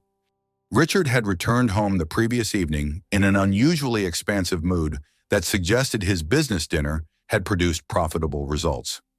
He hadn't asked about Margaret's day or shown any interest in her emotional state, which was fortunate since she wasn't sure she could have concealed her growing understanding of the scope of his deception and manipulation. Show her the municipal corruption timeline first, Claire said, stopping her pacing to lean over Diana's shoulder and point to specific elements displayed on the main monitor. She needs to understand the scope of what we're dealing with before we get into the more complex financial crimes. Diana pulled up a comprehensive visual representation of Thompson Industries' business relationships with city government over the past 5 years. The display looked like a spider web connecting Richard's company to planning officials, zoning commissioners, city council members, and municipal contractors through a complex network of financial transactions, consulting contracts, and strategic donations. Thompson Industries' success isn't just based on advanced knowledge of development decisions, Diana explained, highlighting specific connections that showed money flowing from Richard's company to various city officials. Richard has been actively purchasing those decisions through a sophisticated bribery system disguised as legitimate business relationships. Margaret leaned forward to study the data more closely, seeing her husband's business empire through completely new eyes. The timeline showed strategic campaign contributions followed immediately by favorable zoning decisions, expensive consulting contracts that preceded development approvals, and luxury travel expenses that corresponded exactly with municipal votes that made Richard's clients millions of dollars. He's not predicting which neighborhoods will be developed, Claire said, pointing to specific examples on the screen. He's directly influencing which areas receive development approval by bribing the officials who make those decisions, then positioning his clients to profit from outcomes that he helped orchestrate through systematic corruption. The scope of the criminal activity was staggering. Margaret had always known that Richard was ambitious and sometimes ruthless in his business dealings, but she had assumed his success came from superior intelligence and strategic thinking. Learning that his achievements were actually built on purchasing government decisions through elaborate bribery schemes felt like discovering that everything she thought she knew about her husband's character was completely false. "There's significantly more," Diana said, switching to another display that showed what appeared to be confidential documents from various competing companies. Thomson Industries has been conducting systematic industrial espionage against smaller competitors, stealing their proprietary research and using that information to undercut their bids and destroy their market position. The new screen showed detailed evidence of corporate hacking operations that had targeted 27 different companies over the past 5 years. Diana had somehow obtained records of illegal computer intrusions, stolen marketing research, and confidential strategic plans that Richard's company had used to systematically destroy businesses that posed competitive threats. "We've been quietly reaching out to some of the victimized companies through carefully established business connections," Claire added, consulting notes on her own laptop. "They're extremely interested in pursuing legal action if we can provide sufficient evidence to support criminal charges and civil lawsuits. The potential financial liability could easily reach into the hundreds of millions of dollars." Margaret felt overwhelmed by the comprehensive nature of Richard's criminal activities. She had been focused on understanding his personal cruelty and manipulation, but her sisters had uncovered evidence of systematic fraud that had damaged dozens of other businesses and potentially hundreds of individual careers. "How is it possible that he's been operating like this for years without being caught?" she asked. "Because he's been extremely careful to compartmentalize his illegal activities across multiple different types of violations," Diana replied, pulling up a new display that showed the various criminal enterprises organized by category: municipal corruption through strategic bribery, industrial espionage through corporate hacking, tax evasion through offshore money laundering, securities fraud through insider trading. Any single category of crime might have gone undetected for years if authorities weren't looking for patterns across his entire operation. But when you analyze all the activities together and map the connections between different types of illegal behavior," Claire continued, "the evidence becomes absolutely overwhelming. Richard Thomson isn't just a successful businessman who occasionally cuts ethical corners. He's a sophisticated criminal who has built his entire professional reputation through systematic fraud." Diana pulled up financial records that revealed a complex international network of offshore accounts, shell companies, and banking arrangements that clearly violated multiple federal laws governing financial disclosure and tax reporting. "The money laundering operation alone could result in decades of federal prison time," she said quietly. "Richard has been systematically hiding income from tax authorities through arrangements that violate international banking regulations and constitute clear evidence of intent to defraud the government." Margaret stared at the financial data, understanding for the first time that the millionaire ex-husband she had been afraid to leave because of his wealth and social connections was actually a criminal whose empire could collapse overnight if the appropriate authorities received the evidence that Diana had compiled. "But there's something else you need to understand," Diana said, her voice taking on an even more serious tone. "Richard has been planning to blame some of his cybercrimes on our companies if he gets caught. He's been systematically creating false digital evidence that would make it appear that Thomson Sisters Enterprises has been hacking Thomson Industries' computer systems." Claire's expression darkened as she pulled up additional information on her laptop. "He's been preparing to frame us for crimes he committed, which means that everything he's done to victimize other people, he was also planning to do to his own wife's family." Margaret felt a chill that had nothing to do with the air conditioning in Diana's office. "He's been planning to destroy your businesses. He's been creating fabricated server logs, false communication records, and fake evidence of computer intrusions that would support criminal charges against both of our companies," Diana explained, showing Margaret examples of the fraudulent evidence Richard had been constructing. If federal investigators started looking into Thomson Industries' activities, Richard was prepared to claim that any illegal computer access came from external hackers working for his wife's sisters rather than from his own internal operations, which would have destroyed our professional reputations and probably resulted in federal prison sentences for industrial espionage, Claire added grimly. "Richard wasn't just planning to leave you financially vulnerable through an unfair divorce settlement. He was also preparing to eliminate your primary sources of emotional and financial support by framing Diana and me for crimes we didn't commit." Margaret stared at her sisters. Understanding that Richard's systematic cruelty extended far beyond their marriage to encompass a deliberate plan to destroy everyone who might help her recover from the divorce he was planning. The man she had loved for 23 years had been preparing to send her sisters to federal prison to ensure that she would have no one to turn to for assistance after he discarded her. But here's what he doesn't know, Diana said with a smile that suggested she had been saving the best information for last. We've been recording his creation of false evidence for months.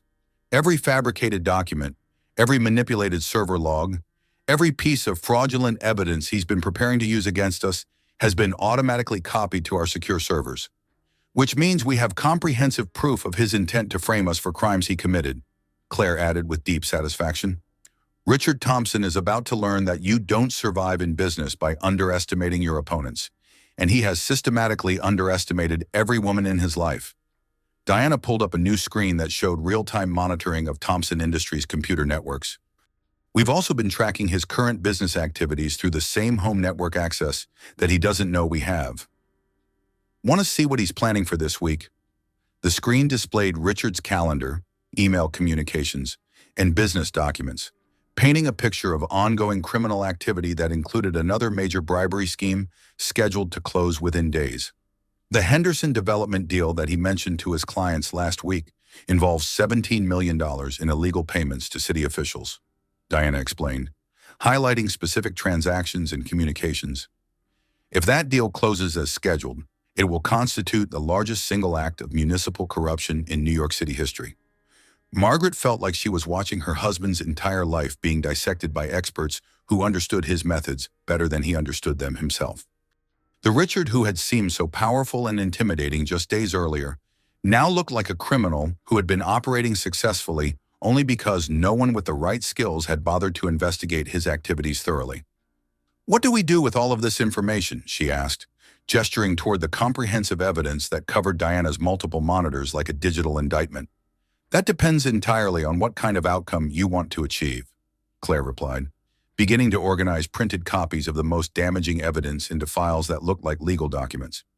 "We can use this information as leverage to ensure that you receive a divorce settlement that reflects your actual legal rights rather than the minimal support Richard is planning to offer. Or we can provide everything to federal investigators and let Richard face the full legal consequences of his criminal activities. Or we can pursue both approaches simultaneously," Diana said with obvious enthusiasm for the most comprehensive form of justice available. "There's no legal requirement that we choose between protecting your financial interests and ensuring that Richard's victims receive justice for the crimes he's committed against them over the years."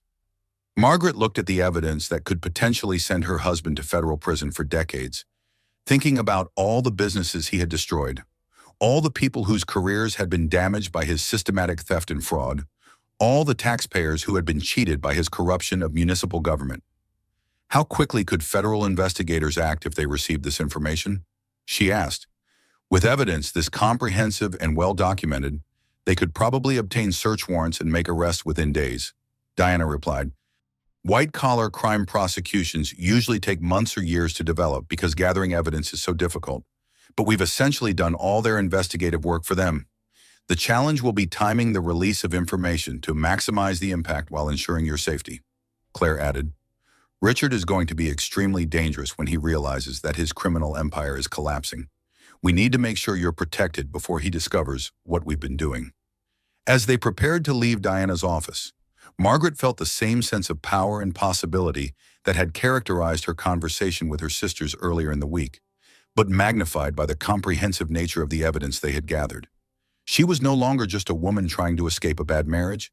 She was someone who could provide justice for dozens of victims of systematic criminal activity. There's one more thing, Diana said as they gathered their materials. Richard's been planning to accelerate his timeline for filing divorce papers. Based on his communications with his lawyers, he's going to try to finalize everything before the end of this week. Which means we need to move quickly, Claire said. If he files first and establishes the legal framework for the divorce on his terms, it becomes much more difficult to ensure that you receive fair treatment, Margaret nodded, understanding that they had reached the point where careful planning needed to give way to decisive action.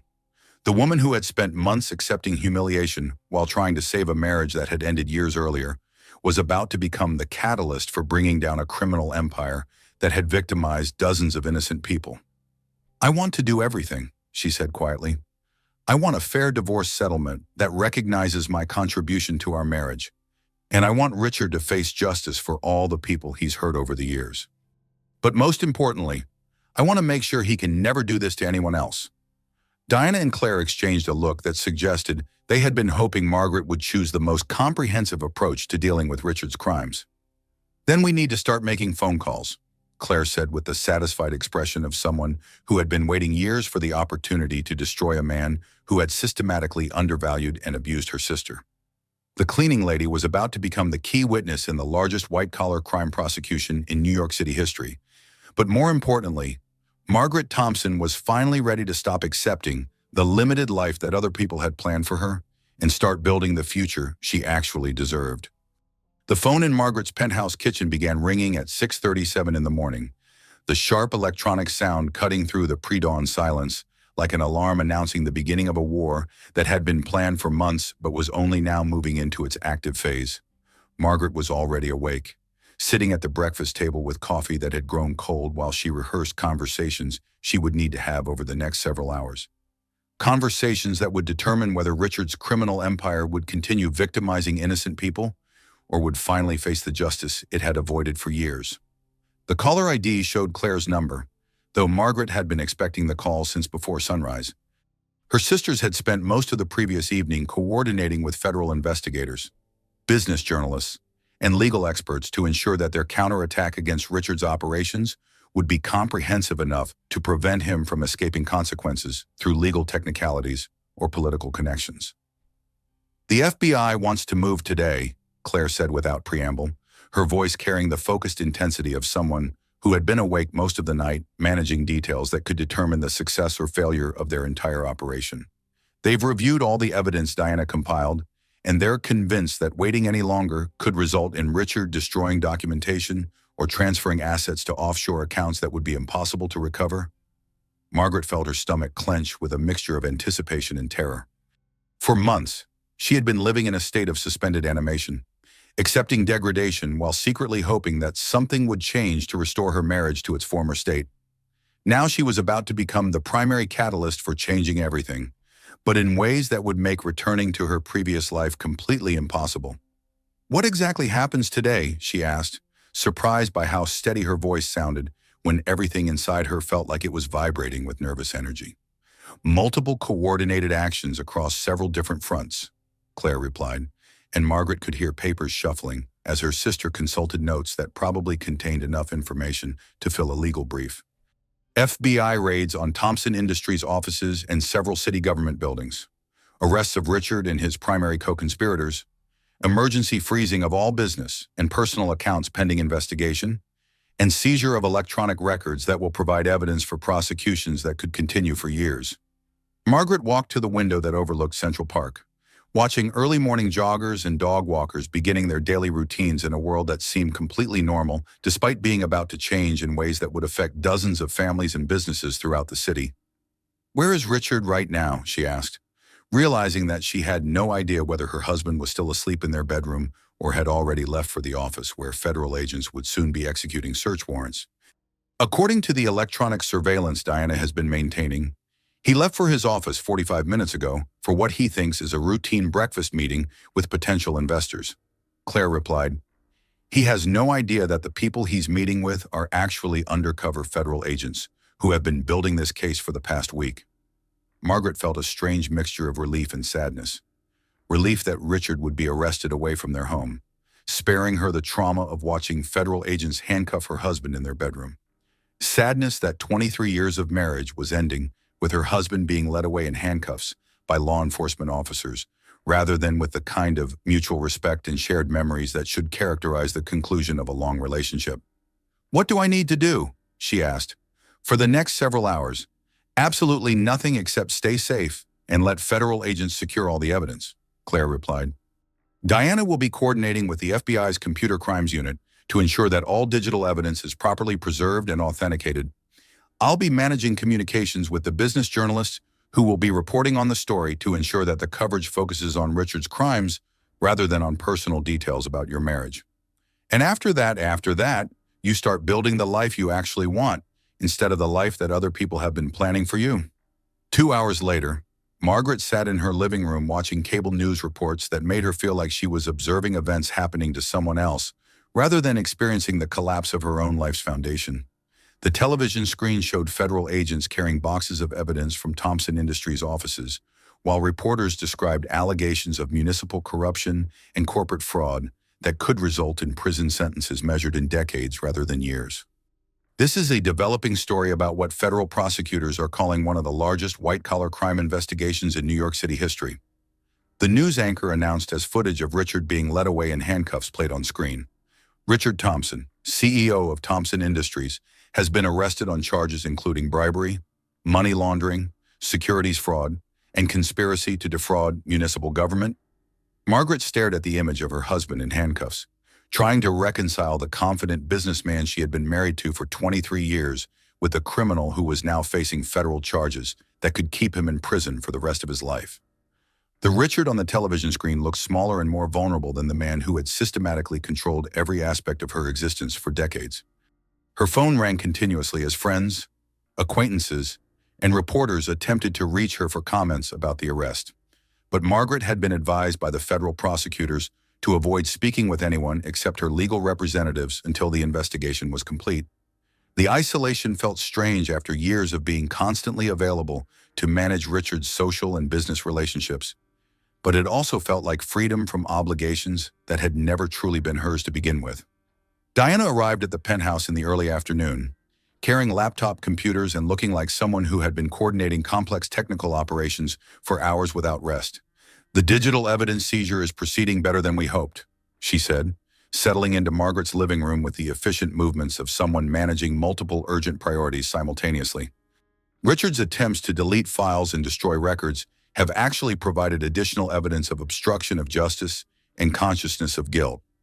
"He's been trying to destroy evidence," Margaret asked, frantically, "for the past 6 hours. Diana replied with obvious satisfaction. "But what he doesn't understand is that deleting files from his office computers doesn't affect the backup copies that have been automatically stored on servers that we've had access to for months. Every document he's tried to destroy has been preserved, and his efforts to eliminate evidence have been recorded as additional criminal activity." Claire joined them an hour later, carrying newspapers and printed articles that showed how quickly the story was spreading through business and political circles throughout the city. "The media coverage is focusing exactly where we want it to focus," she said, spreading the publications across Margaret's coffee table. "Richard's business crimes and political corruption, rather than personal details about your marriage or speculation about your role in the investigation." Margaret examined the headlines that described Richard as a corrupt businessman rather than a husband whose wife had helped expose his crimes. The coverage protected her privacy while ensuring that the focus remained on the systematic nature of Richard's criminal activities and their impact on the broader community. "What's happening with the other people who were arrested?" she asked. "Jim Henderson, Commissioner Walsh, and Councilman Torres are all in federal custody, facing charges that could result in similar prison sentences." Claire replied. "The FBI has been building cases against the entire corruption network for years, but they never had the kind of comprehensive inside access that Diana's monitoring provided." Diana pulled up real-time information on her laptop that showed the continuing investigation expanding to include additional suspects and criminal activities that investigators were discovering as they analyzed the evidence. 23 additional businesses have come forward with evidence that they were victims of Thompson Industries' industrial espionage operations, she said. "The civil lawsuits alone could result in financial judgments that exceed the total value of Richard's business empire." Margaret felt overwhelmed by the scope of justice that was unfolding as a result of her decision to stop accepting treatment that had gradually destroyed her sense of self-worth and agency. Her personal liberation was generating consequences that extended far beyond her own situation to provide justice for dozens of other victims of Richard's systematic criminal activity.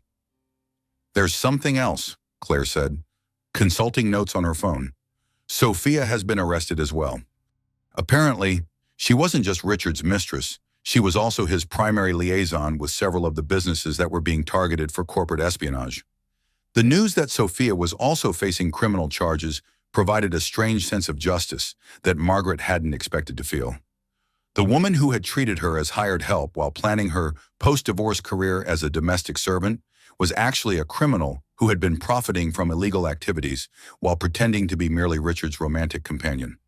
So when she was instructing me on how to clean her apartment, she was actually coordinating computer crimes from the same location. Margaret asked. According to the evidence the FBI seized from her apartment, she was using her relationship with Richard as cover for managing industrial espionage operations that generated millions of dollars in illegal profits. Diana replied, "The apartment you were cleaning was actually a criminal headquarters disguised as a luxury residence." Margaret thought about all the hours she had spent scrubbing bathrooms and changing sheets in a space that was being used to coordinate systematic theft from other businesses, adding another layer of violation to experiences that had already felt degrading beyond description. As evening approached and the initial wave of arrests and evidence seizures concluded, Margaret found herself alone in the penthouse that no longer felt like a prison, but didn't yet feel like home either. The news coverage continued on every channel, but the focus was shifting from breaking news to analysis of the long-term implications of the corruption network that had been exposed. Her phone rang, and she was surprised to see Richard's name on the caller ID. Federal detention centers apparently allowed limited phone access for prisoners who had not yet been convicted, though she couldn't imagine what Richard might want to say to her after everything that had happened. "I underestimated you," he said when she answered, his voice carrying none of the confidence and authority that had characterized their conversations throughout their marriage. "I underestimated all of you. You underestimated women in general," Margaret replied, surprised by how calm she felt. "You thought we were too weak or too dependent or too stupid to fight back effectively. But we weren't weak. We were just waiting for the right moment to remind you that we never needed you to survive. We just chose to include you in our lives, and we can choose to exclude you just as easily. The federal prosecutors are saying I could be looking at 15 to 20 years in prison," Richard said quietly. "I know," Margaret replied. "I also know that the victims of your crimes are finally going to receive justice for what you did to them. I think that's a fair trade." After hanging up, Margaret walked through the penthouse that contained 23 years of shared memories, understanding that this phase of her life was ending, but that she finally had the power to determine what would replace it. The cleaning lady had completed her last day of servitude, but Margaret Thompson's first day of genuine freedom was just beginning. Richard was waiting in the penthouse kitchen when Margaret came down for her morning coffee 3 days after his arrest, his presence so unexpected that she initially thought she might be hallucinating from stress and sleep deprivation. He sat at the breakfast table where they had shared thousands of meals over 23 years of marriage. But everything about him looked different. His usual perfectly styled hair was disheveled. His expensive suit was wrinkled, as if he had slept in it, and his blue eyes carried a desperate intensity that she had never seen before. "How are you here?" Margaret asked, her voice steadier than she felt as she processed the impossibility of Richard's presence in their home when he should have been in federal detention, awaiting trial on charges that could result in decades of imprisonment. "Posted bail 2 hours ago," Richard replied, though his voice lacked the confidence and authority that had characterized every conversation they had conducted throughout their marriage. $5 million secured by assets that the federal government hasn't frozen yet, which gives me a few days of freedom before the trial preparation process begins in earnest. Margaret remained standing near the kitchen entrance, calculating the distance to the nearest exit and wondering whether she should immediately call her sisters or the federal prosecutors who had advised her to avoid contact with Richard while the investigation continued. His presence felt dangerous in ways that had nothing to do with physical threat and everything to do with the psychological manipulation that had controlled her behavior for years. "We need to discuss the terms of our separation," Richard continued, pushing a thick manila folder across the marble surface toward her. "And we need to address whatever misguided campaign of revenge your sisters have been conducting against my business operations." Margaret approached the table cautiously and opened the folder to find photographs of herself entering Thompson Sisters Enterprises, detailed surveillance records of her meetings with Claire and Diana over the past several weeks, and financial documents that appeared to show illegal activity on the part of her sisters' companies. "You've been having me followed," she said, though she wasn't particularly surprised by this revelation, given everything else she had learned about Richard's methods and character over the past week. "I've been protecting my interests through appropriate due diligence," Richard corrected, his voice carrying the cold precision that had once intimidated her, but now sounded like the desperate posturing of someone who had lost control of circumstances that were spiraling beyond his ability to manage. And that investigation has revealed some very troubling information about your family's recent business activities. The surveillance photographs showed Margaret's visits to her sister's offices, but they also included images of Claire meeting with executives from companies that competed with Thompson Industries and Diana accessing computer servers that could potentially contain confidential business information belonging to Richard's clients. Industrial espionage and corporate hacking are federal crimes that carry prison sentences of up to 20 years, Richard said, his voice taking on the threatening tone that had been his primary method of controlling her behavior throughout their marriage. Your sisters have been using their business operations as cover for systematic theft of proprietary information from Thompson Industries and our client companies. Margaret stared at the documents, understanding that Richard was attempting to transform himself from perpetrator to victim by claiming that her sisters were responsible for the very crimes that federal investigators had arrested him for committing. Diana's cybersecurity company provides legitimate protective services, Margaret said carefully, though she wasn't certain how far Richard's desperation might lead him or what additional evidence he might have fabricated to support his accusations. Not when they're using those legitimate services as cover for illegal infiltration of confidential computer systems, Richard replied, pulling out his phone to show her a contact list that included federal investigators, prosecutors, and law enforcement officials. I have digital forensics experts who can prove that Thompson Sisters Enterprises has been systematically accessing Thompson Industries' protected files for months. The threat was clear if Margaret's sisters continued their investigation into Richard's business practices. He would use his remaining resources and connections to have them arrested for the same crimes that had already landed him in federal custody. "You're bluffing," Margaret said, though she wasn't entirely confident about her assessment of Richard's current capabilities or the extent to which federal authorities might believe claims supported by fabricated evidence. Richard pulled out additional documents that appeared to show electronic communications between Diana's company and Thompson Industries' computer systems, financial transfers that suggested payment for stolen information, and technical analyses that would support criminal charges for corporate espionage and computer fraud. "One phone call. Margaret," he said, holding up his phone like a weapon aimed at her family. "One conversation with the right federal prosecutor, and your sisters lose everything they've spent years building. Their companies, their professional reputations, their freedom, their financial security, all of it disappears permanently." Margaret felt the familiar weight of fear settling over her shoulders, the same psychological pressure that had controlled her decisions for years and had led her to accept treatment that had gradually eroded her sense of self-worth and agency. Richard was using the threat of destroying her sisters to force her back into compliance with his expectations and demands. "What exactly do you want from me?" she asked, though she suspected she already knew what kind of bargain Richard was preparing to propose. "I want you to sign the divorce papers that my attorneys filed yesterday," Richard said, producing another set of legal documents from his briefcase with the practiced efficiency of someone who had been planning this conversation for days. "I want you to accept the settlement terms without negotiation or legal challenge. And most importantly, I want you to convince your sisters to cease their investigation into my business activities and to return any proprietary information they may have obtained through their illegal infiltration of my company's computer systems." Margaret examined the divorce papers, noting that the settlement terms were significantly worse than even the minimal support she had overheard him discussing with his business associates the previous week. The prenuptial agreement was being interpreted in the most restrictive possible manner, leaving her with barely enough financial support to maintain a middle-class lifestyle and no claim whatsoever to business assets that she had helped build through decades of social and emotional support. "This settlement doesn't provide enough support for me to maintain even basic financial security," she said. "Financial security is earned through productive work, not granted through legal entitlements." Richard replied with the casual cruelty that had characterized his treatment of her throughout the deterioration of their marriage. "The terms are generous considering your lack of direct contribution to the business operations that generated our wealth, and they're far more favorable than what you would receive if your sister's criminal activities result in additional legal complications." Margaret stared at the man she had loved for over 2 decades, wondering when he had become someone capable of such systematic psychological violence against people who had never caused him any harm except by refusing to accept abuse without resistance. "I need time to review these documents and consult with legal counsel," she said.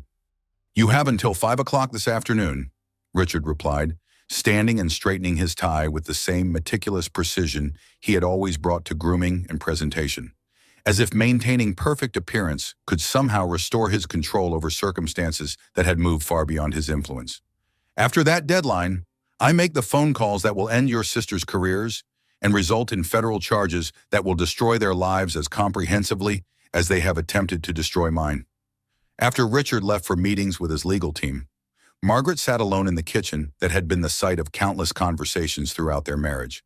Most of them focused on Richard's business activities and social obligations, with minimal attention paid to her thoughts, feelings, or independent existence. Now the space felt like a battlefield where the final confrontation of their relationship was being planned and executed. Her phone rang, and Claire's number appeared on the screen like a lifeline, connecting her to people who actually cared about her welfare, rather than viewing her as an asset to be managed or a problem to be solved. "We know about Richard's threats," Claire said immediately, her voice carrying the calm confidence of someone who had been expecting exactly this kind of desperate retaliation. "Diana's been monitoring his communications since he was released on bail. We saw him hiring private investigators to surveil you and fabricate evidence that could be used against us. He has documents that appear to show your companies illegally accessing his computer systems," Margaret said, feeling somewhat foolish for worrying about threats that her sisters had apparently anticipated and prepared for. "All of that evidence is fabricated." Diana's voice joined the conversation on speakerphone, carrying the technical authority of someone who understood exactly how digital fraud was constructed and detected. "What Richard doesn't realize is that we've been recording his creation of false evidence for the past 6 months. Every forged document, every manipulated server log, every piece of fraudulent evidence he's prepared to use against us has been automatically copied to our secure systems." Margaret felt a surge of relief mixed with admiration for her sister's strategic thinking and technical capabilities. "So his threats are meaningless. His threats are actually additional evidence of criminal intent and systematic dishonesty that federal prosecutors will use to enhance his prison sentence," Claire replied with obvious satisfaction. "The man who spent decades teaching people that information is power is about to learn that lesson applies when you're on the receiving end of superior intelligence gathering." "There's something else," Diana added. "The federal prosecutors have been monitoring Richard's activities since his release on bail. His attempts to threaten witnesses and obstruct justice have been recorded and will result in additional criminal charges that could add years to his eventual prison sentence." Margaret realized that while she had been feeling threatened and vulnerable, Richard had actually been walking deeper into legal traps that would ensure his imprisonment for decades rather than years. His desperation was making him sloppy in ways that would provide additional evidence for prosecutors who already had more than enough information to convict him of dozens of serious federal crimes. "What should I do about the divorce papers?" she asked. "Ignore them completely," Claire replied. "Richard has no legal standing to make demands about divorce settlements while he's facing federal criminal charges that will result in the seizure of most of his assets. Any divorce agreement signed under these circumstances would be invalidated by courts as soon as his criminal trial concludes. More importantly," Diana added, "federal prosecutors want to use Richard's threats against you as evidence of witness intimidation and obstruction of justice. They've asked us to document every contact he makes with you so they can use his behavior to support additional charges." At 5 o'clock that afternoon, Margaret called Richard from the Thompson Sisters Enterprises conference room, surrounded by her sisters and feeling stronger than she had in years. "Have you made your decision about the settlement terms?" Richard asked, his voice carrying the expectation of compliance that had controlled her behavior for decades. "I've decided to stop being afraid of you," Margaret replied, looking at Claire and Diana and feeling supported by people who actually cared about her welfare rather than viewing her as property to be managed. "I've decided to stop accepting threats from someone who thinks intimidation is a substitute for genuine strength." The silence on the other end of the line stretched for several seconds, and Margaret could practically hear Richard's mind racing to process the reality that his primary method of controlling her behavior was no longer effective. "You're making a serious mistake," Richard said finally, his voice carrying a note of panic that suggested he was beginning to understand that his desperate gambit had failed completely. A very expensive mistake that will have consequences for everyone you care about. The only mistake I made was spending 23 years accepting treatment that no one should accept from someone who claims to love them, Margaret replied. But that mistake ends today, and it will never be repeated. As she hung up the phone, Margaret realized that the woman who had spent months cleaning up other people's messes while her own life fell apart was finally ready to take control of her own story and write the ending she actually deserved. The first emergency news alert appeared on Margaret's phone at 6:47 in the morning, followed immediately by a second alert, then a third, until her device was buzzing continuously with notifications about breaking developments in what news organizations were calling the largest municipal corruption scandal in New York City history. She was sitting at the window of her penthouse bedroom, watching the sunrise paint Central Park in shades of gold and orange, while drinking coffee that actually tasted good for the first time in months, when the cascade of alerts began. Federal investigators have expanded their investigation into Thompson Industries to include additional charges of witness intimidation and obstruction of justice. The first news alert read, Richard Thompson, already facing decades in prison for bribery and fraud, now faces additional charges that could result in a life sentence. Margaret opened her laptop and began following live news coverage that showed a level of law enforcement activity she had never imagined possible. FBI agents were executing search warrants at dozens of locations throughout the city, arresting co-conspirators whose names she recognized from years of dinner parties and social events, seizing assets from businesses and individuals who had participated in Richard's corruption network.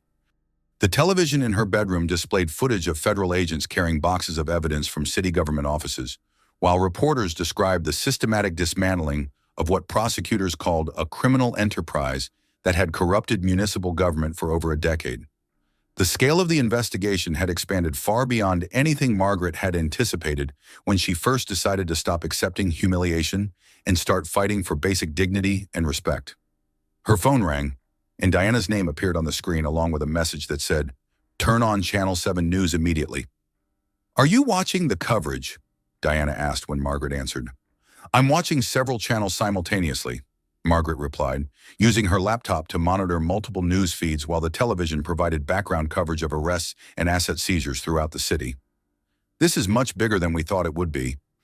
The federal prosecutors decided to move against the entire corruption network at once to prevent co-conspirators from destroying evidence or fleeing the country. Diana explained, her voice carrying the satisfaction of someone whose strategic planning had contributed to achieving justice on a scale that exceeded their most optimistic projections. "They're calling it the largest single-day white-collar crime operation in federal law enforcement history."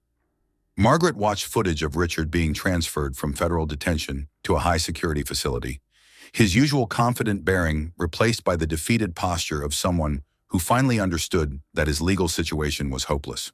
The man who had controlled every aspect of her life for decades looked small and vulnerable as federal marshals escorted him through crowds of reporters shouting questions about crimes that had enriched him while damaging hundreds of other people. "Thompson Industries stock is in complete freefall," Claire's voice joined the conference call, carrying the tone of someone who had been monitoring financial markets since before dawn. "The company's market value has dropped by 92% since trading opened this morning, and the Securities and Exchange Commission has halted all trading pending investigation of securities fraud." Margaret pulled up financial news coverage that showed Thompson Industries' stock price collapsing in real time as investors realized that the company's profits had been generated through systematic criminal activity rather than legitimate business operations. The business empire that Richard had spent decades building was being dismantled by market forces and regulatory authorities, working in coordination to ensure that none of his criminal profits could be preserved. "What's happening with the other people who were arrested?" Margaret asked. "Jim Henderson has already agreed to cooperate with federal prosecutors in exchange for a reduced sentence," Diana replied, consulting information that appeared to be flowing continuously from multiple sources. "Commissioner Walsh and Councilman Torres are both facing charges that could result in decades of imprisonment, and at least 15 other city officials have been arrested for accepting bribes from Thompson Industries." The scope of the corruption network was staggering. Margaret had known that Richard's business involved questionable relationships with government officials, but she hadn't understood that he had been systematically bribing municipal employees at every level of city government to influence decisions that affected the lives of millions of New York residents. The civil lawsuits are going to be even more devastating than the criminal charges, Claire added, her marketing expertise allowing her to understand the long-term implications of reputational damage that extended far beyond immediate legal consequences. 37 businesses have filed suit against Thompson Industries for industrial espionage, and the city government is considering legal action to recover damages from decades of corrupted development decisions. Margaret felt overwhelmed by the scale of justice that was unfolding as a consequence of her decision to stop accepting degradation and start fighting for basic human dignity. Her personal liberation had generated a chain reaction that was providing justice for hundreds of victims of Richard's systematic criminal activities. "There's something else you need to know," Diana said, her voice taking on a more serious tone. "Sophia's cooperation with federal prosecutors has revealed additional criminal activities that we didn't know about. Apparently, Richard's corruption network extended to businesses in 3 other states and involved crimes that go back more than 15 years. The news that Sophia was providing evidence against Richard felt like poetic justice to Margaret. The woman who had treated her as hired help while planning her post-divorce career as a domestic servant was now helping federal prosecutors ensure that Richard would spend the rest of his life in prison for crimes that had enriched both of them while victimizing countless innocent people. So when she was giving me instructions about cleaning her apartment, she was actually coordinating interstate criminal activities," Margaret asked. According to her testimony, the apartment you were cleaning served as a coordination center for corporate espionage operations that targeted businesses throughout the northeastern United States. Diana replied, "The FBI has been able to identify over 100 companies that were victimized by criminal activities that were planned and coordinated from that location." Margaret thought about all the hours she had spent scrubbing floors and cleaning bathrooms in a space that was being used as a criminal headquarters, adding another dimension of violation to experiences that had already felt degrading beyond description. Every surface she had cleaned had been contaminated by planning sessions for crimes that had destroyed other people's livelihoods and dreams. As the day progressed, the news coverage shifted from breaking developments to analysis of the long-term implications of what commentators were calling the complete collapse of the Thompson criminal empire. Federal prosecutors held a press conference to announce that their investigation had uncovered evidence of systematic criminal activity spanning more than a decade and involving hundreds of separate illegal transactions. This investigation has revealed a level of municipal corruption that threatens the basic integrity of democratic government. The lead federal prosecutor announced to a room full of reporters and cameras that would carry his words to audiences throughout the country. The defendants used their wealth and influence to systematically purchase government decisions that should have been made in the public interest, defrauding taxpayers and legitimate businesses while enriching themselves through criminal conspiracy. Margaret watched the press conference while sitting in the living room that had been the site of countless dinner parties where Richard had entertained the same government officials who were now being arrested for accepting his bribes. She realized that every social event she had hosted, every meal she had served, every conversation she had facilitated had been providing cover for criminal activities that had damaged the fundamental integrity of municipal government. Her phone rang, and she was surprised to see Richard's number appear on the screen. Federal detention facilities apparently allowed prisoners to make limited phone calls, though she couldn't imagine what Richard might want to discuss after everything that had happened. "I want you to know that I never intended for things to go this far," he said when she answered, his voice carrying none of the authority and confidence that had characterized their conversations throughout their marriage. The business activities, the corruption charges, the systematic nature of what prosecutors are describing, none of that was supposed to become public knowledge. "Sorry, but all of it was real," Margaret replied, surprised by how detached she felt from the man whose voice had once had the power to control her emotions and behavior. "Everything prosecutors are describing actually happened, regardless of whether you intended for people to find out about it. The federal sentencing guidelines are suggesting that I could spend the rest of my life in prison," Richard said quietly. "Decades of imprisonment for business decisions that seemed reasonable at the time they were made. What seemed reasonable to you was systematic criminal activity that damaged hundreds of other people's lives," Margaret replied, thinking about all the businesses that had been destroyed by Richard's theft and fraud, all the taxpayers who had been cheated by his corruption of municipal government.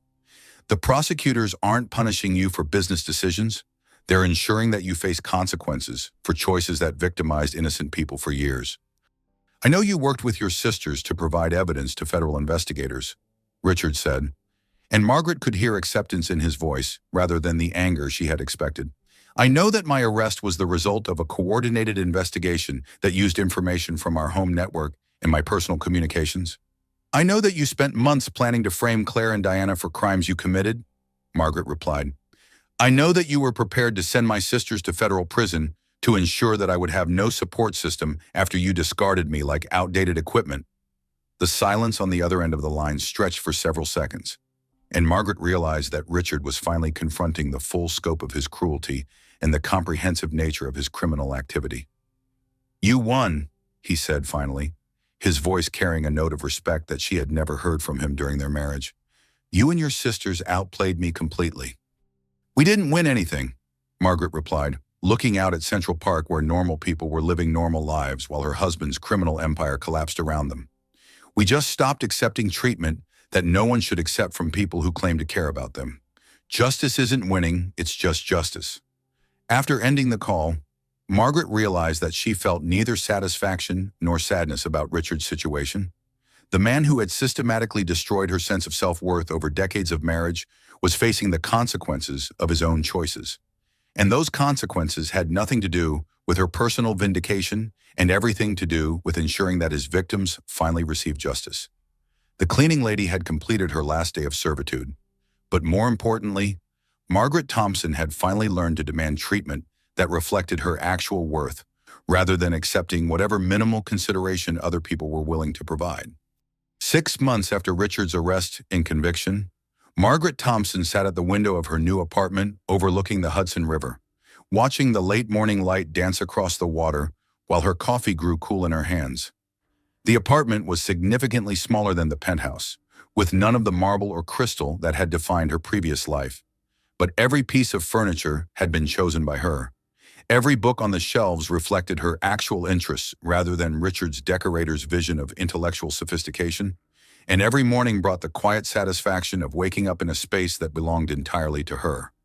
The doorbell chimed with a simple, pleasant sound that bore no resemblance to the elaborate musical sequence that had announced visitors to the penthouse.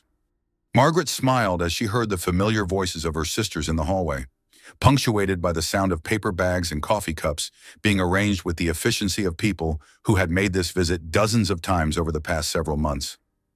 Wednesday morning breakfast had evolved into a cherished tradition, a weekly celebration of survival and new beginnings that felt more valuable than any of the elaborate social events that had filled Margaret's calendar during her marriage. The ritual represented something that had been missing from her life for years, regular contact with people who cared about her welfare without expecting anything in return, except the opportunity to maintain their relationship. The final divorce settlement documentation should be processed by the end of this week, Claire announced as she settled into Margaret's small kitchen with the confidence of someone who had helped choose every appliance and who felt genuinely at home in the space. Equal division of all legitimate assets, full restitution for funds that were hidden in offshore accounts, and comprehensive protection against any future claims on your property or income. The federal prosecutors were extraordinarily motivated to ensure that you received fair compensation, Diana added, opening her laptop to display financial documents that represented months of complex negotiations between lawyers, federal agencies, and international banking authorities. Recovering stolen money and returning it to victims makes their conviction statistics look excellent, and your case helped them establish legal precedents for similar situations. Margaret poured coffee for her sisters, still amazed by how different her life looked when viewed through the lens of actual choice rather than obligation imposed by other people's expectations and demands. The financial settlement would leave her comfortably wealthy rather than struggling to survive on minimal support. But more importantly, it would leave her free to determine how that wealth was used to build the life she actually wanted, rather than the life Richard had planned for her. Thompson Industries has been completely dissolved, Diana continued, switching between different screens that showed the final disposition of Richard's business empire. All legitimate assets were liquidated to provide restitution to victims of the criminal activities, and Meridian Technologies has hired most of the employees who weren't involved in the corruption. The people who built the authentic parts of the company didn't lose their jobs because of Richard's crimes. Margaret felt a surge of relief that had been building for months.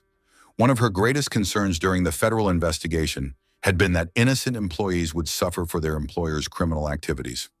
Learning that they had been protected while the criminal enterprise was dismantled felt like a final piece of justice being properly balanced. And the criminal proceedings, Margaret asked, though she had been following news coverage of Richard's sentencing and the trials of his co-conspirators with the detached interest of someone observing events that no longer had the power to affect her daily existence. Richard's final sentence was 18 years in federal prison, with no possibility of parole for 12 years. Claire replied with the satisfaction of someone whose strategic planning had contributed to achieving comprehensive justice. Full restitution to all identified victims, cooperation with ongoing investigations into municipal corruption, and forfeiture of all assets that were purchased with criminal proceeds? Margaret nodded, feeling the complex mixture of emotions that had characterized her response to Richard's legal situation throughout the past 6 months. Relief that the ordeal was finally concluded, sadness for the waste of so many lives and opportunities, and quiet pride in the strength she had discovered when forced to defend herself and the people she loved against systematic abuse and manipulation. Her phone rang, displaying a number she didn't recognize but had been expecting based on referrals from the divorce support network where she had been volunteering her time and expertise. "Mrs. Thompson, this is Amanda Chen. I received your contact information from the Women's Legal Aid Organization. I understand that you provide consultation services for women who are navigating complex divorce situations." Margaret had started consulting with women facing difficult divorces 4 months earlier. Using her experience with Richard's financial manipulation and psychological abuse to help others recognize similar patterns in their own relationships and develop strategies for protecting themselves legally and emotionally. The work felt like the first truly meaningful contribution she had made to the world in years. "I do provide those services," Margaret replied, gesturing for her sisters to continue their conversation while she took the call in the living room. "Can you tell me about your specific situation?" "My husband has been systematically convincing me that I'm too emotionally unstable and financially naive to handle our family's business affairs," Amanda said, her voice carrying the hollow, defeated tone that Margaret remembered from her own worst periods of self-doubt and confusion. "He controls all our accounts and investments, and he says I should be grateful that he handles everything, because I'm not intelligent enough to understand business concepts. But I have an MBA from Wharton, and I used to be a financial analyst before we got married 15 years ago." Margaret felt the familiar surge of anger at the systematic way some people diminish their partner's capabilities and achievements in order to maintain control and dominance in relationships that should have been characterized by mutual respect and support. "The hardest part of situations like yours isn't usually the practical aspects of leaving," she said gently, drawing on months of experience helping women remember their own strength and intelligence. "The hardest part is remembering that you were always smart enough and capable enough to make your own decisions. You just got involved with someone who needed you to forget your capabilities in order to feel powerful himself." The conversation continued for 35 minutes, with Margaret providing practical advice about financial discovery procedures, legal representation strategies, and emotional support resources that could help Amanda navigate the process of reclaiming her independence and self-determination. When she finished the call, she realized that Claire and Diana had been quietly listening while continuing their own conversation, their expressions reflecting the mixture of pride and satisfaction that characterized all their discussions about Margaret's consulting work. "How many women have you helped now?" Diana asked, consulting notes on her laptop that apparently tracked the growth and impact of Margaret's informal counseling services. 23 over the past 4 months, Margaret replied, feeling a sense of accomplishment that was completely different from anything she had experienced during her marriage. And every single one of them turned out to be significantly more intelligent and capable than she had been allowed to remember during her relationship. Claire reached across the small table and squeezed Margaret's hand with the warmth of someone who had watched her sister transform from victim to advocate over the course of less than a year. "You know what I think," she said. I think you've finally discovered your actual calling in life, not as someone's wife or someone's domestic coordinator, but as someone who teaches women to recognize their own worth and refuse to accept treatment that diminishes their fundamental dignity as human beings. Margaret looked at her sisters, women who had built ethical business empires through intelligence, determination, and mutual support rather than through exploitation and criminal activity. For years during her marriage, she had felt like the failure among the three sisters, the one who had chosen dependence over independence and security over authentic achievement. Now she understood that she had simply been preparing for a different kind of strength and a different form of contribution to the world. I've been developing plans to expand the consulting work into something more comprehensive and systematic, she said, pulling a folder from her desk that contained business plans and organizational charts she had been refining over the past several weeks. A nonprofit foundation that provides complete support services for women who are leaving emotionally or financially abusive relationships. Legal assistance, financial planning, career counseling, emotional support, childcare resources, temporary housing if necessary. Everything I wish had been available when I first realized that my marriage had become a prison. The Margaret Thompson Foundation for Women's Economic Independence, Diana suggested, reading over the preliminary documentation with the analytical attention she brought to evaluating new business ventures. We could provide startup funding and organizational support, Claire added, her marketing expertise immediately identifying opportunities to scale the services and reach women who were currently suffering in isolation. Consider it an investment in preventing other people from experiencing what you went through. Margaret smiled, imagining an organization that could transform her personal experience of victimization and recovery into a systematic resource for helping other women recognize their own strength and build lives that reflected their actual capabilities rather than other people's limitations and expectations.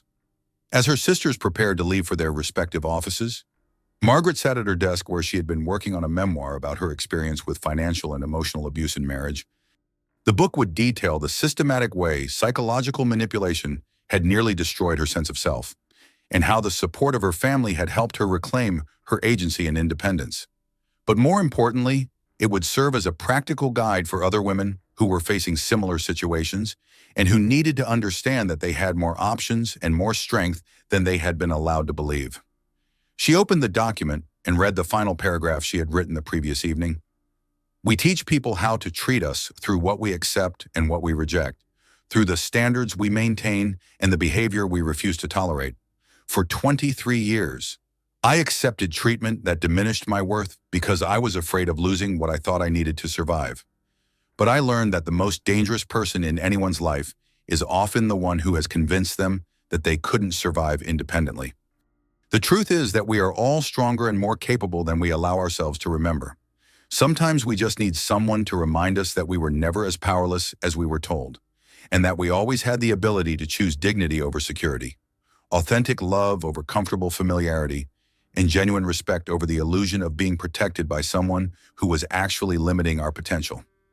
Margaret saved the document and opened a new email to her literary agent, a woman Claire had recommended who specialized in memoirs that could provide practical guidance for readers facing similar challenges. The book would be published within the year, adding her voice to the growing number of women who were refusing to be diminished by people who claimed to love them, while systematically destroying their confidence in independence. Her phone buzzed with a text message from Richard, his first direct communication since his sentencing hearing 3 months earlier. Federal prison regulations allowed limited electronic communication privileges for inmates who maintain good behavior, and Margaret had chosen not to block his number because she wanted to monitor any attempts at continued manipulation or intimidation. I've been thinking about our last conversation and the things you said about justice and consequences. I think you were right about most of it. I hope the foundation you're planning helps people avoid the mistakes I made and the pain I caused. Margaret stared at the message for several minutes, feeling complicated emotions that arose whenever she remembered moments of genuine connection with the man Richard had been before he became the person whose criminal activities had damaged so many lives. There had been authentic love between them during the early years of their marriage, shared dreams and mutual support that made his systematic betrayal more painful rather than less. She typed a brief response. I hope prison provides you with time to become someone worth becoming. I hope you use that time well. After sending the message, Margaret blocked Richard's number permanently. That chapter of her life was finally completely irreversibly closed.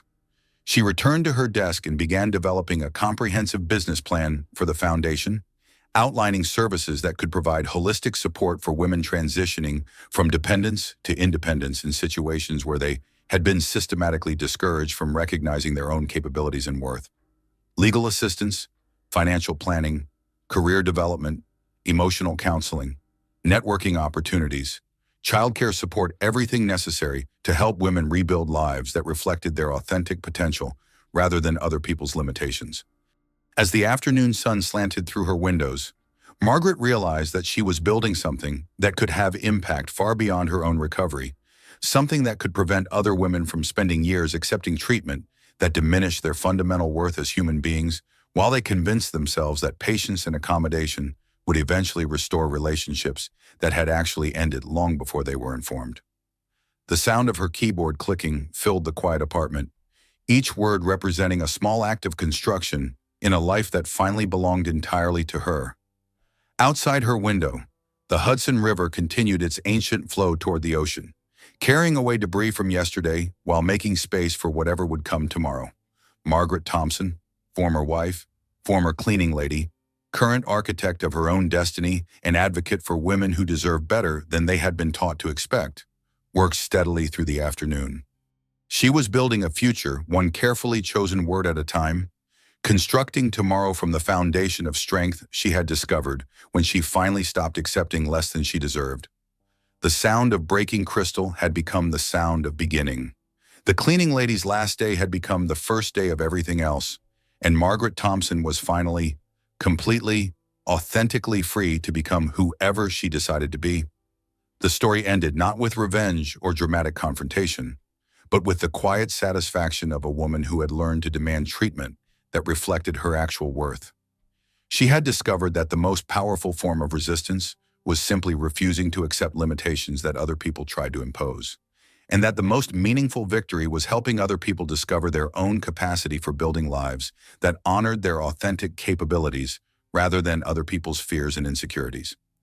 In her new apartment overlooking the Hudson River, surrounded by books she had chosen and furniture that reflected her actual preferences, Margaret Thompson began writing the next chapter of a story that belonged entirely to her. The cleaning lady had completed her last day of servitude, but the architect of justice was just getting started.